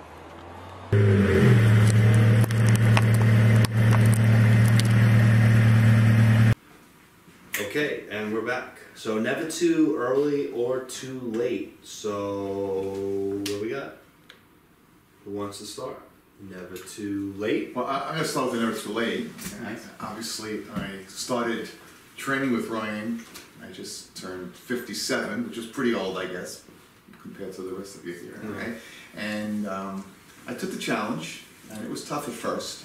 Okay, but working with Ryan, first year, I sort of eased into it. I knew where I was going, and each year has become, for me, more and more successful.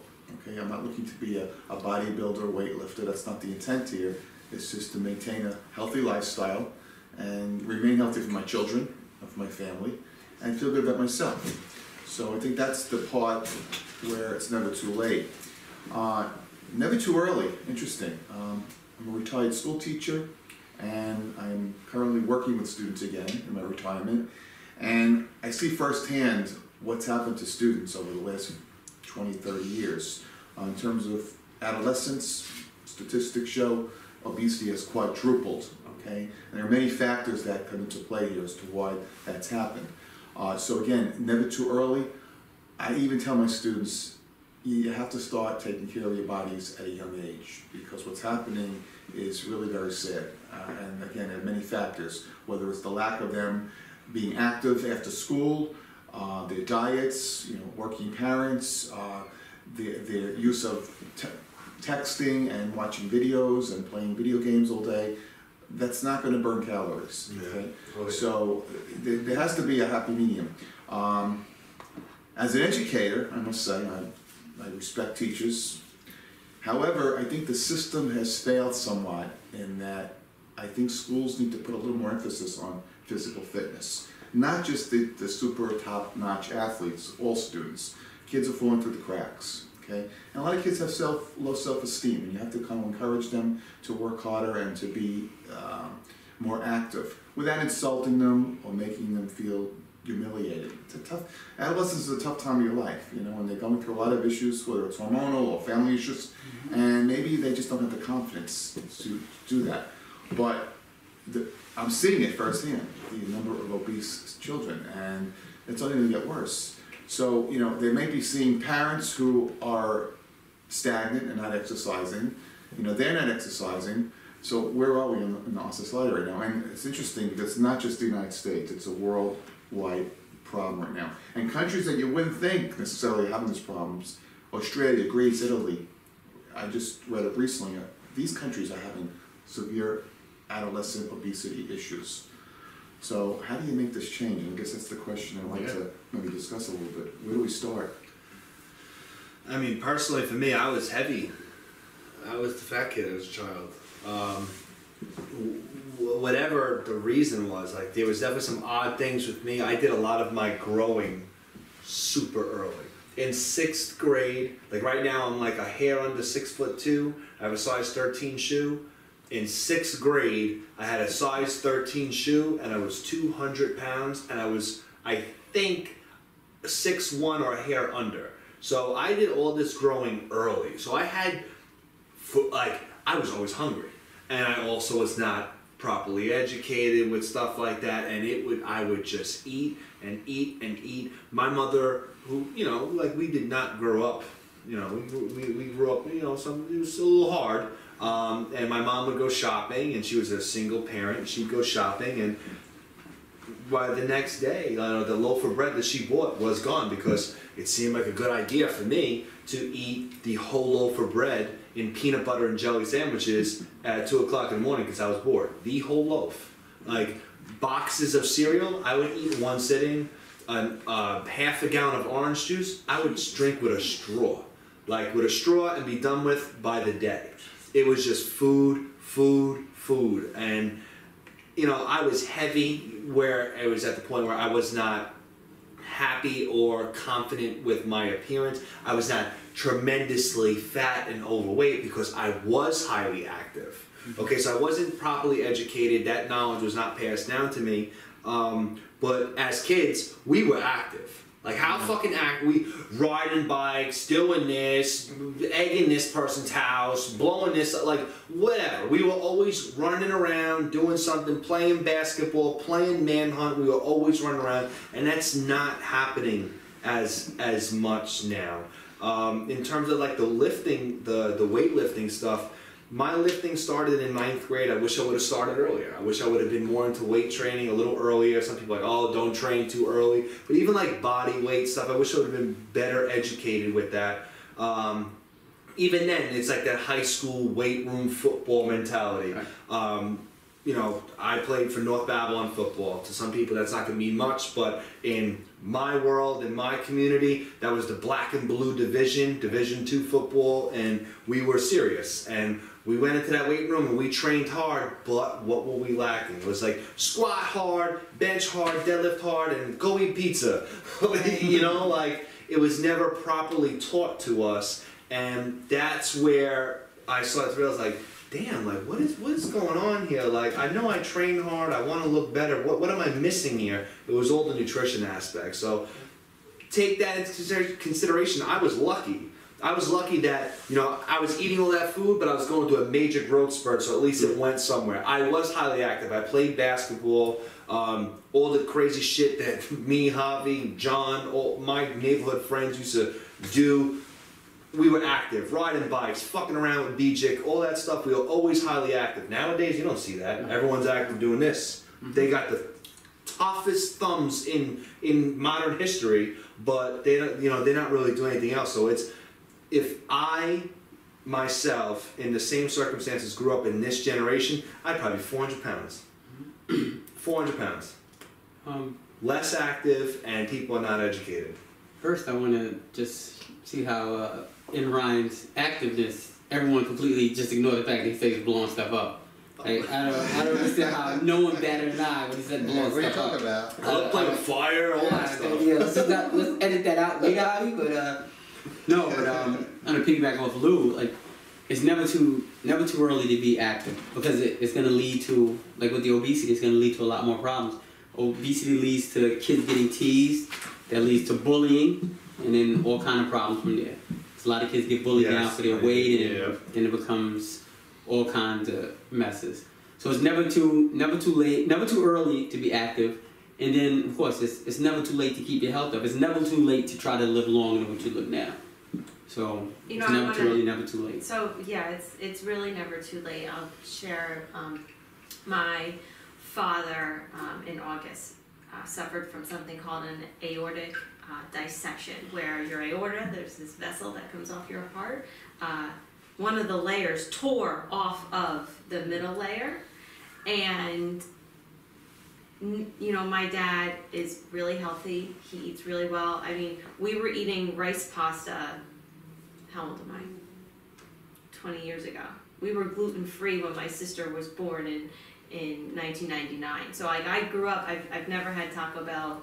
I've never had White Castle. So like, I grew, it just kind of got I all that shit. I was like 6 years old, eating 7 tacos. But that it's was like, yo, grandma, hook it up. But that didn't save me from not having healthy or not healthy eating habits, right? So even though we were eating healthy food, I've developed disordered eating habits, right? So it's like, anyway. But my point is, it's never too late. So my dad, regardless, thank God he had his health. Thank God he wasn't overweight. He didn't have diabetes. He didn't have any comorbidities, because if he did, he would not have survived what had happened to him. Right. But with that being said, now that he's in this position, now he really needs to become even more accountable. So it's never too late, but we're talking obesity is really important, but cardiovascular health is so important. Cardiovascular disease is the number one killer People are so in worried America. about how big and jacked they are, but their cardiovascular system shot to shit. Exactly, and that's what kills people. So regardless of how healthy my dad was prior to his accident, it didn't matter, because he still needed, I mean, his is genetic, but doing 30 minutes, 20 to 30 minutes of cardio 3 days a week is the American Heart Association standard for good cardiovascular health. And that could be a walk. That doesn't mean you have to go and run for 30 minutes or go on the bike. That could be a walk with your dog or with your child or around your house, if that's how you need to get your steps in. So yes, we get hyper focus sometimes on the weight and the number, and that is really important. But cardiovascular activity is, so don't shame cardio. Don't shame cardio, because it's really important to do cardio. But a problem becomes now is, all right, put yourself in this scenario, okay, where I only know my experience. So my experience was, single parent, working all the time. We ran a fucking muck. Like, whoa, it was wild, and I loved it. But, okay, so you got a mom out working her ass off to try to provide for me, her dirtbag son, okay? Everybody knew where they were hanging out. Okay. My mom was home, we weren't going there. So all this is going on, and now you're at work, you're working hard and stuff like that. How do you tell me to be more active? Let's say I wasn't more active. Let's say I by luck was more active, and I by luck decided to make a change, which then spiraled into this. But that doesn't happen often. Take my situation, a single parent, mother or father working hard, you got a kid at home. How do you get that kid to put the fucking phone down, stop eating cheese doodles, go out and do something productive or be active? What did you do? But that's a different generation. Like, we didn't have all this shit in our hands. What we did back in the day was me and Marcus Jamal played basketball for hours. Me, Javi, John, we ran around, played manhunt, we caused ruckus around the neighborhood, and we were just out there riding bikes, go-kart, whatever it was. We were always outside. Nowadays, single parents, people who don't have that type of... my mom's not home. My mom was not home. I can do what the fuck I want. So how are you gonna tell me, yo, are you hitting your steps? Well, Are being active is really important, but people don't become anorexic because they overexercise, and people don't become obese because they underexercise. What's the common denominator between those two? What's the food? Yeah. So being active is awesome, and that's I'm talking. You know, I brought in cardiovascular health because it's just important. Yeah. But food. It's the food. It's the food, and then you have the whole thing. Oh, well, eating healthy is really expensive. If you're eating shitty and I'm eating a loaf of bread in one sitting and peanut butter and jelly, it's more expensive. Okay, so I like that. Yeah, so if there's healthier food in the house, maybe I won't sit there and eat 17 peanut butter and jelly sandwiches. You know what? I would look at that peanut butter and jelly and say, "Fuck yeah, I want to eat that." That's why I ate the whole loaf. But if I eat that, what am I really getting out of that? Put yourself in a child's mentality though. If we're working. Oh, of course. Of course. More is better. But we're going to Taco Bell? I'll take 7 soft shell tacos. I'm in fifth grade. You know, it's like, how do you nowadays?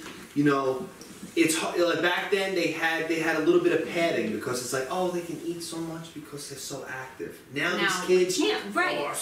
So now it's like you're calling up your kid and you're trying to restrict these calories and try to eat healthy. What happens if the mother and father aren't even educated themselves? Well, that's the problem. The kid's not going to go out his way to educate him if he has the shit. But it starts at the top. The mom and the dad are educated, sometimes, little, you know, whatever, wants a cupcake.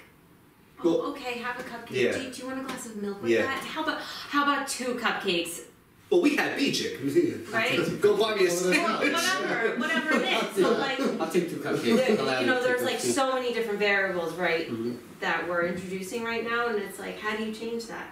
Yeah, but numbers are like childhood obesity rising still. Yeah. Now, childhood obesity 17% and rising. These kids are like this all day, playing games all day. They're not active. They're eating like shit.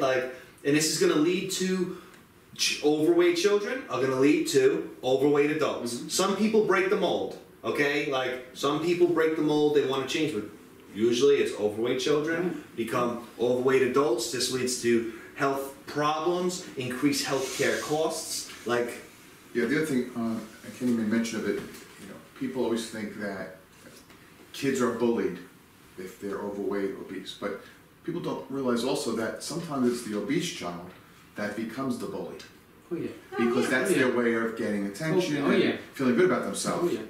And on the other hand, you know, I know this is too early and too late, but the older group that maybe are out of shape or just feeling down about themselves, psychologically, it really affects them as you get older. Yeah. Because there are other things they're dealing with in their life. It's not just themselves, they're dealing with aging parents, financial issues, divorce rates. There's a lot of stuff that comes into play. So these are people too that, you know, they need to also look at themselves and say, what can I do to make my life better? And it's not always as simple as going to a doctor and saying, give me an antidepressant. That's not the solution. And a lot of people think that's going to take care of everything, and it's not. So we really have, it's both ends of the spectrum now that are really affected by this. Yeah. And on the group in the middle, I'm not sure where they fall at this point, but certainly I'll speak for the younger generation, the adolescents. Something's got to be done in the schools, I think, to maybe put more money into that. And that's where they pull money away from sometimes. Sometimes the health programs or the phys ed programs. Let's cut the phys ed class down. Let's cut the number of hours down per week. It's not state mandated. Do they even have recess anymore? I don't even know. They have recess. What's the story with it? So they do, but I know some city schools don't have gym teachers. Because it's not mandated. It's not mandated. So, like, my girlfriend has to do her classroom and stuff like that. She'll have gym, I think maybe it's one day a week or something like that, and she has to teach a gym class. What the fuck? She's not a gym teacher. She's not like sports or anything like that. So she has to like. I love. When I substitute teach, and they used to put me in there, but you're in gym class. I'd always have the Jordans and the shorts and the back. We always play basketball. I just shit on these kids. Dominating kids. It's a dumb kid. You know, there's also, I know there are school rules. You know, when it goes below a certain temperature, students are not allowed out, which. Should toughen up a little bit. You know, and I will tell you, if a principal were to make the wrong call and let the kids go out and have, let's say it's 31 degrees, the parents are going to be all over him or her because it's too cold. But you know what? When we were younger, we went out in 30-degree weather. You put an extra sweater on and you ran around. Whatever season sports it was, that's what we were out there playing. Yeah. If it was football season, it was cold, we was out there playing football. Basketball, baseball, whatever season it was, we was out there getting it. I will say, having worked with the food service workers and the directors, they do their best to give the kids a good diet during the lunch periods that the school provides. Well, yeah, what the kids bring from home, that's another story. Yeah. You know. But, you know, you said, all right, so what do we do about this generation, younger, older? It's like, okay, so people ask you, everyone here, all the time probably, like, but what do I do? Whether they have, right? It's like, okay. Change your whole life. No. Find it is what you like to do, and then make it active. So if you like playing video games, why don't you stand and play video games? Why don't you sit on like one of those bouncy balls and bounce up and down and work your core while you play it? So if you like video or texting, download an app that allows you to be engaged with social media. Pokemon Go the thing Pokemon Go thing was good for a little while, and then it died. Then it stopped. Because it's coming back. If anybody, if you try to do anything, you said this before, if you try to do anything that you're not passionate about or you don't like, it becomes a chore, you do it for a week and then you stop. But if you find something that you like to do, like if you love going to spin class, go to spin class.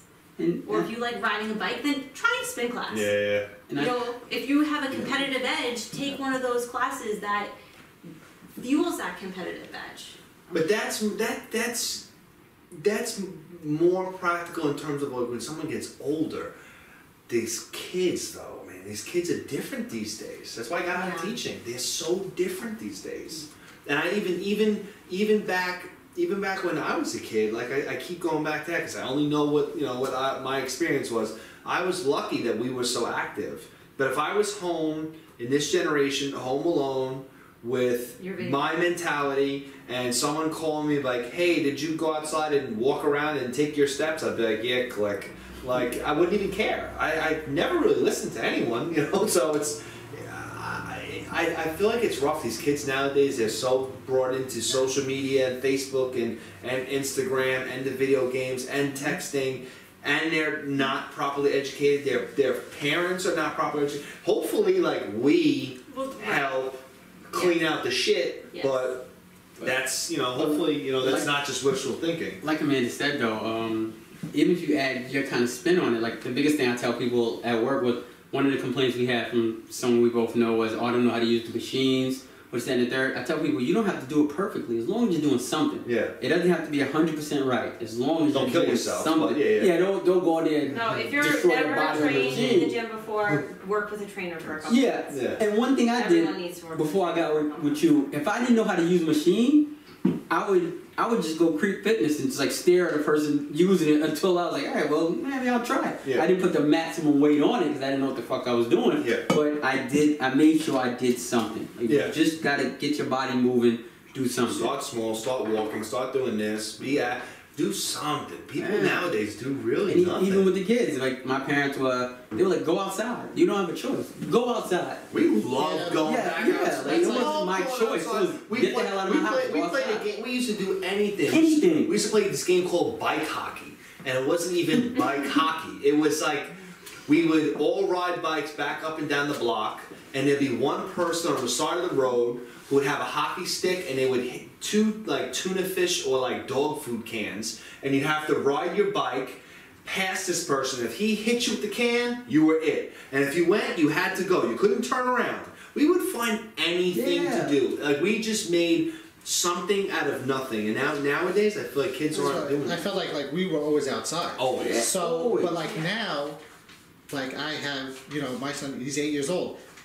I don't know if I really want him outside half the time because there's so much weird stuff going around, True. Like we had a nice group of kids, so we were always together, we would be outside, we didn't have to come home until dinner time, whatever. Like my parents didn't really care, they knew I was with my friends doing what we do. So now like he's 8 and if he's like, oh, I'm gonna go outside, I'm like, let me go outside with you. You know what I mean? Or who's outside? Like what time of day is it? Yeah, you know what I mean? Like it's a little bit different now, I feel like, than. But have we created that? No, I think it's just. People are just fucking weird. I don't know. People are fucking weird. I don't know if people were that weird before. We just didn't know about it. And now it's just more exposed, maybe. I love our upbringing. I wouldn't trade it for anything. The way we grew, we grew up, especially. But we did have a lot of crazy freedoms, But I think that made us who we are, though. We had a lot of life experiences, so now we're able, in our life now at this age, we can say, oh, been there, done that, I know this, I know. You know, like, somebody like my son, he's going to grow up and, maybe he didn't do this, so he might try this later. Yeah. Instead of doing it earlier and not, be like, oh, I don't need to go back there, I already did that, when I was little. It's what is it, chicken and the egg?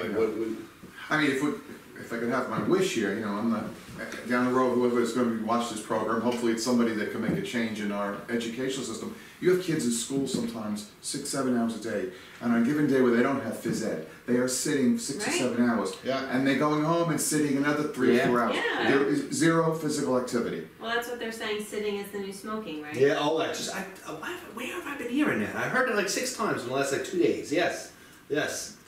That's all they do. They sit on their asses. They sit at school. They're not having to do gym class. Less and less people are playing sports now.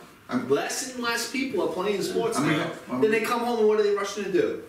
This.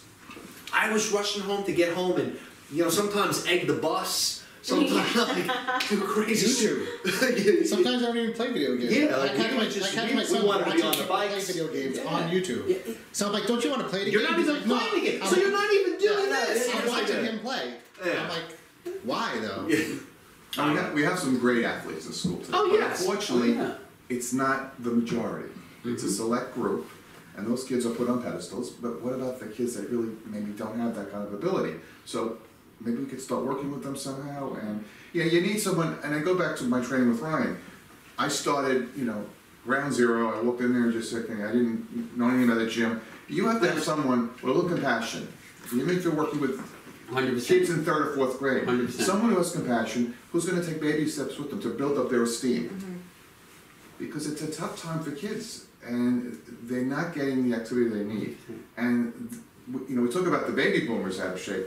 This young group, I don't know what's going to be like 40 years, 50 years from now. They're going to be the worst. And you have to educate the parents. Yeah. It starts with the parents. Like you said, everyone needs, like you said, if you don't know what you're doing, you need a trainer, 100%. But when I first started, I wasn't outgoing, I was a shy guy. So it wasn't that I didn't think I needed a trainer, I was scared to ask someone. So that's why I took the approach of just watching people how they were doing. You were still physically in the gym and being active. You were not the WNBF pro that you are now, but you still were, you could still just sign up and randomly come to Junkyard and do things. I'm talking about these people who are ending up in these statistics. 17% child obesity rate. The people who are going to cost themselves and their family and the economy as a whole triple the amount that a healthy person costs just because of childhood obesity. And it's in certain senses it's not really their fault. It's the environment they grew up in. I don't know what happened that shifted from our childhood to whatever the fuck is going on now. It's the technology. It's a whole bunch of things. Parents are soft as shit now. Society itself is soft as shit. No one's doing anything. No one's saying like, yo, you're soft. Go do something. Like, why are your hands so smooth? You're soft. Like, go do something with yourself. No one's saying that stuff. And then these kids get overweight. They grow up overweight. They grow up with health problems. Then some of them are not playing sports. But again, like you're in school, you're open to impression, and everyone's on YouTube, everyone's playing this game. If no one's going outside, why are you going to be the one to go outside? Sports is life. But that was that era. So it's like these kids are not to blame because the kids are not in charge. It's the teachers, it's the parents, the mothers and fathers. They're the people who, you know what I'm saying? Like I said, if I was properly educated and in my upbringing, although I know my mother did her best, if there were better foods in the house. One, if there were better foods in the house, I probably wouldn't have been eating as much of it. And two, even if I did, I probably would have been in better shape. But my mom always made sure two fucking things. One, that I always was on top of my grades, and two, whatever fucking sport I was playing, I always busted my ass and gave 130%, always was active, always was practicing, and always gave my best. That's what my mom gave me. I don't know what's going on nowadays. you know, these complacency. Participation awards. That Yes. Participation awards. killing things, man. Killing things. Nobody man. tries anymore. Yo, They get a trophy there no was matter nothing on this planet to be worse than losing. It's yeah, I'm a grown man, and I still hate to lose. but that's our generation. You know, when we grew up, you know, my mom would be at all the basketball games, and it was just like, okay, well, you know, obviously you can check with them that you had 22 points, but you touched the ball this many times, you had this many, you know, block shots, this many rebounds, this many assists. She was there and made me push that. You know, we would play Marcus, Jamal, everybody would be over here. We played Chicago. We played Chicago to fucking. I hope some of you people know what Chicago is. So most of them won't because they're soft. Okay, but we played Chicago to 200 with 2 ticket shots till fucking 4 in the morning. Yeah, it was like we just played and we were active. To go back on the participation, I'll tell everyone the moment I became the athlete that I became. Like I played college sports, really good athlete. I remember being younger and I was at a baseball game, and up until like 10, 11 years old, I sucked horrifically at baseball. But like nowadays, parents will baby their kids through sports, like, oh, it's okay, no matter how bad you are. I remember standing in an on-deck circle, and my dad and one of my teammates' fathers was sitting behind me, and my teammate's father was like, yo, little Kenny sucks. And my dad was like, yeah, he sucks pretty bad. And I remember looking over my shoulder and hearing my dad say that. After that, I was like, I am going to become a baseball god. Like, yeah. And my dad would be like, oh no, he's going to be all right. Like, oh, maybe I'm doing good. But my dad wasn't scared to tell me that I sucked and made me a better athlete for that. Like, it made me a better athlete. He wasn't scared to tell me I wasn't maximizing my potential. We don't have that now. Gotta work hard, man. Oh, yeah. You gotta get there, you gotta work hard. Yeah, so I guess the main takeaway point is parents, educators, they got to really do their part. You can't really push the trends of technology and like culture, but you got to, you know what worked for me? I'm sorry, I don't want to rant or keep going here, but fear. Fear when you're a child is a big motivator. Fear, okay? You need to instill fear into these kids in terms of, oh, hey, you know, you like that? You like eating the way you do? You're going to be a fat slob when you grow up with health problems. You're going to die early. Like, nobody but if that message would stick with you. You'd have a few parents. But no, I'm talking about if you're a parent talking to your kid, like, do you want to grow up? Yeah. Do you want your life cut short? Do you want to have kids and not be able to catch up with them? And you want to be able to, you know, you can't even go play ball with them because you're so overweight because why? You wanted 4 Twinkies now? What is that going to get you? It goes a long way. Fear goes a long way. Even when you're standing on stage and your coach yells, turn your fucking head. Fear, but you turn your head. Right? Fear. I think the kids are not scared anymore. They just do what they want. Like They do what they want, and they're allowed to do what they want. So they keep doing it. Yeah, and then they'll pay for it later on. It's not like it's orchestrated fear. It is facts. Right. It's like you should be fearful of that. You should be fearful that your life could be your life. Your one shot on this planet, on this rock, in life to make a difference could be cut short because you decide to do nothing and you decide to stuff your gullet all the time and not care about your health. Like, yes, you're 13 right now, but yeah, that 13, you blink your eyes, you're 23. You blink your eyes, I'm 34, 30, you're 33. Okay? Next thing you know, you got kids and you're fat and you can't move around and you can't keep up with your kids. Who wants to have that life? Fear is a big motivator. So that's what I'm leaving off with. Be scared. Okay, next segment, moving on. That was a little long, but who cares? It was good. So, next segment, we're going back to our second edition of Coming Up Wire. Welcome, everyone, to another edition of Everything's Coming Up Wire. I, of course, am Wire. This week, we're going to talk about clearly unnatural competitors that enter into natural shows to attempt to beat natural athletes.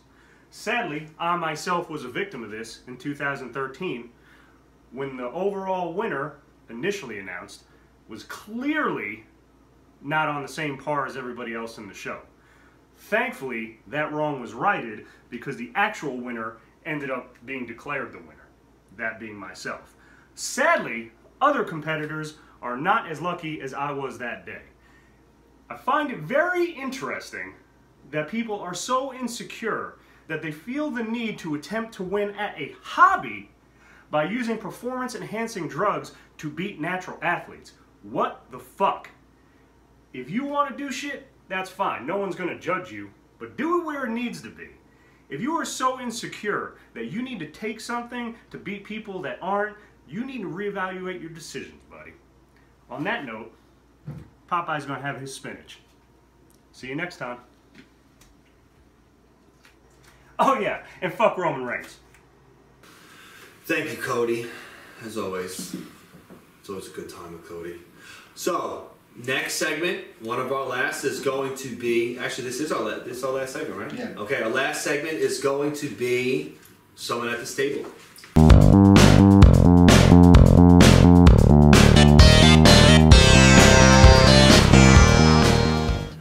We got exhaust notes too. All right, so here we go. Someone at this table. Guest number 1.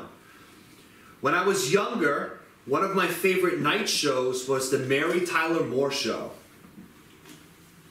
Okay, number 2, guess number 2. My first job out of college was managing a mini storage facility. It was high stress, hectic, and a lot of responsibility. I really wanted to do a good job, and I got so stressed out that I gave myself shingles.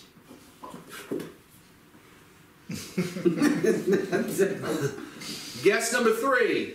This is pretty interesting. Guess number 3. I jumped out of a cake at a bachelorette party in my tidy whities. Okay. Okay. Number 3. Okay. That is very tough. Guess number 4. I was a lacrosse goalie in high school, and I currently enjoy eating dry protein powder out of the container. It's an interesting one. Guess 5. I once bought food from a gas station, got sick, was forced to relieve myself in the woods, only using a sock left in my car to clean up. Oh, God. Guess number 5. Fucking shit in the woods.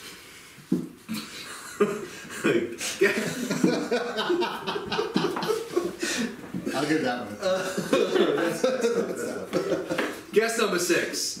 I was in a bike accident that is not a motorcycle accident. That is a bicycle. I was in a pedal bike accident in kindergarten, and I lost my front teeth until the 5th grade.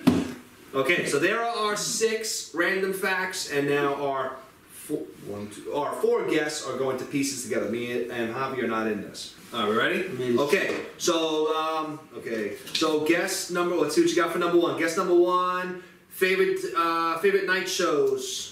Mary Tyler Moore Show. What do we got? Javier. We have Javier, Shauna. Ryan. Oh, you got it. I'm so proud. Oh my God, Ryan! I want to be friends with you. And Lou. I went with Ryan. Yes.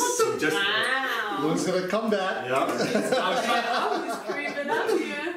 Murphy Brown was better than that. I used to Mary watch the Mary Tyler Tyler Moore Moore. Show. Yes. Wow. I watched the Mary Tyler Moore Show. Cinema. Lou is on the board.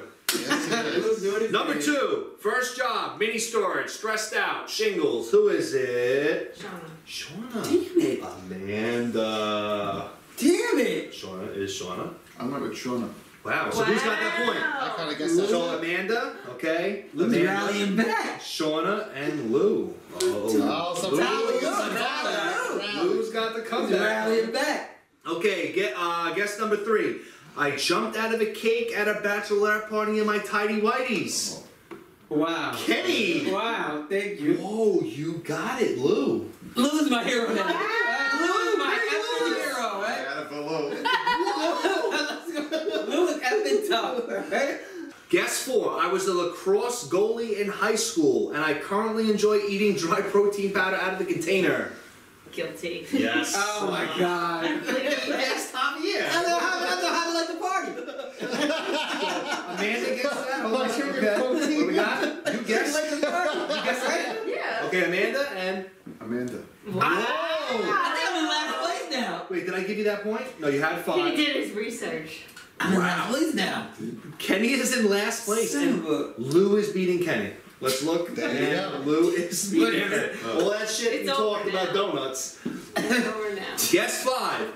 I once bought food from a gas station, got sick, was forced to relieve myself, That's you now. basically shitting in the woods and using a sock to clean up. Amanda, who do you have? Well, it's Kenny, You guessed but it's me? you. Oh. First of all, a bear stole my sock. Kenny, yep, okay. I could have you. Ooh. Lou thinks you're shitting in the woods. So who gets that point? So I get the point, kind sir. okay, I got it. And Shauna, right? Okay. All right, last one. I was in a bike accident in kindergarten and lost my front teeth until I was in 5th grade. That was right. What do you got? You got Lou? Nope. That was. That was right. Nope. That was Javi. Javier. Kenny. And Kenny. So I think Shauna Shauna had wins. a perfect board. Oh wow. No, wait, did you guess all these perfect? I think so. Yeah, you. Damn, Wow, Daniel. you went 6 for 6 here. The winner of the Nutrabio Classic Way Chocolate Peanut Butter Yum. is Shauna. The fix was in. And you get another Tough Table I think shirt. I have to give it to someone. So who would you like to give the shirt to? Pressure right That's a now. lot of pressure. Damn, I don't know, man. People are gonna start questioning. They're not gonna watch on the panel no more. Let's keep on thinking about the chili. Alright, it was amazing. Now that we're done talking about shitting in the woods, I want to go to a new segment. We're introducing this new one. I know that this will continue to be part of Tough Table because she is great and amazing, and she always does great work. Our WNBF Fit Body World Champion Sophie Browne has decided to do a meal hacks and prep hacks video segment, so we're going to go to Sophie. Here we are, Tough Table meal prep hacks. My first meal prep hack is for bulk cooking proteins. I use a lot of chicken breast and turkey, and I will make a ton of it all at one time, like way too much for me to eat within 1 week. So I'll cook it all, bake it all in the oven on a sheet, pull it out and let it cool off all the way, and then I'll portion out what I'm gonna eat for the week. So I will weigh out plastic sandwich baggies, put the chicken in there, weigh that out, and label them with Sharpies, and then I put what I need for the week in the refrigerator. Okay, so you can't see it, but I've got my scale. I've got a plastic container. I'm gonna put that on the scale so that when I'm weighing it out, I put my chicken into this every single time. Find my measurement that I want, dump it into the bag. I'll label that bag, and then I use the same container so that I don't have to reset the scale. I don't have to click tear again. It also helps to write your ounces on the bag with a Sharpie marker right after you've done it. That way you don't have to go back and reweigh them out if you're having different amounts in each serving. And then what I do with the rest of the chicken is I'll chop it up, wait for it to cool down all the way, and then I will put it in a freezer bag. Same thing, label them out, how much is in each bag. And once I'm done with my refrigerated meals, all the protein in those plastic baggies, I will each night then take out of the freezer the frozen chicken, throw it in the refrigerator, and overnight, just overnight like that, it defrosts.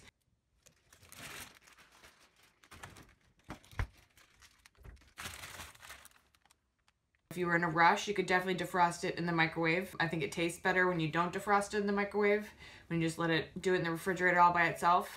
If you don't let it cool off all the way before you put it in the baggie, especially for the freezer bag, it'll create condensation and that will create a little bit more freezer burn. But definitely having the chicken in the freezer just for a week, it totally tastes the same to me. Doesn't quite look the same, but just that alone, saving a whole week of meal prep. And usually what I put in the freezer also is even too much for the next week, so I'll have like a couple emergency baggies in there just in case. So this is what it looks like when I put my meals in the refrigerator all lined up, and these are the kinds of freezer bags that I use for the ones in the freezer. And I use the bags instead of the plastic containers because they just take up less space. And that's just what works for me. So I'm all about saving time, saving money somewhere, and hopefully this tip will save you some time too. Thanks. Thank you, Sophie. All right, so that basically wraps up episode number 8 of Tough Table. I want to do one last lap around the table. You could say what you want in closing, and we will start with Amanda. I just want to say thank you to Ryan. Thank you for organizing Tough Table. Sci-Unison Fitness, make sure you subscribe to his YouTube channel, Sci-Unison Fitness, so you can watch this episode and all the other episodes. plus some really awesome videos that Ryan has put together. And if you have any questions, feel free to email us at info@Sci-Unisonfitness.com. And you know, first I'm gonna shout out to Mega Powers featuring Leroy. Okay. Alright, we're gonna do that. We were really good last episode. Yeah, he was a little off the deep end when he was still training in some guy's basement. He's Leroy, you gotta give him that. Yeah, I know that guy. Yeah. That was a weird time. And see, That's my favorite laptop table. Yeah, that was a weird time. You got the VP Sacco going there. Yes. Gotta get him back. And on Instagram, for my socks, featuring Sophie, you got CJ Customs. Let's see him. I'm getting old, man. You got the Sophie socks? Wow. Yeah, you got Sophie socks? Hold on. Yeah, Give me a profile. I need a profile. Oh, my leg! Oh, Jesus. You got the All Sophie right. socks? That's gonna be like the thumbnail for the YouTube video. Oh, right. Yeah, 100%. And, yeah, that's all I got. For me, I would like to thank Initium Eyewear for providing the best in eyewear. These are beautiful, custom-made all-ins. I'd like to thank Nutrabio for providing the supplements. All right, for trivia and someone at this table and all that support they've always given to me from day one. I'd like to thank the six-man Javier. Javier's in the building. Six-man. I want to thank Javier and VinylYouUp for all the good graphics and details, everything that they always do for me. Look at that, there we go, that nice little logo there. So, Initium Eyewear, Nutrabio, VinylYouUp, I want you to like and subscribe to the channel, like this video, and always be sure to visit SUFtoughTable.com. You can see information on our segments, our sponsors, and all our previous episodes and all the rundowns for all of them. And yeah, that's my last. I want to thank you for letting me be on another episode. It was really great to have Kenny back. Yes. It was really great to have Amanda and Lou. I think they had a lot to contribute and a lot of different perspectives. And I want to also thank Javier for doing a great job. He kept everyone in line, including you. No, I think that's awesome, and I feel like that's going to be a real great position going forward in the episodes. Good.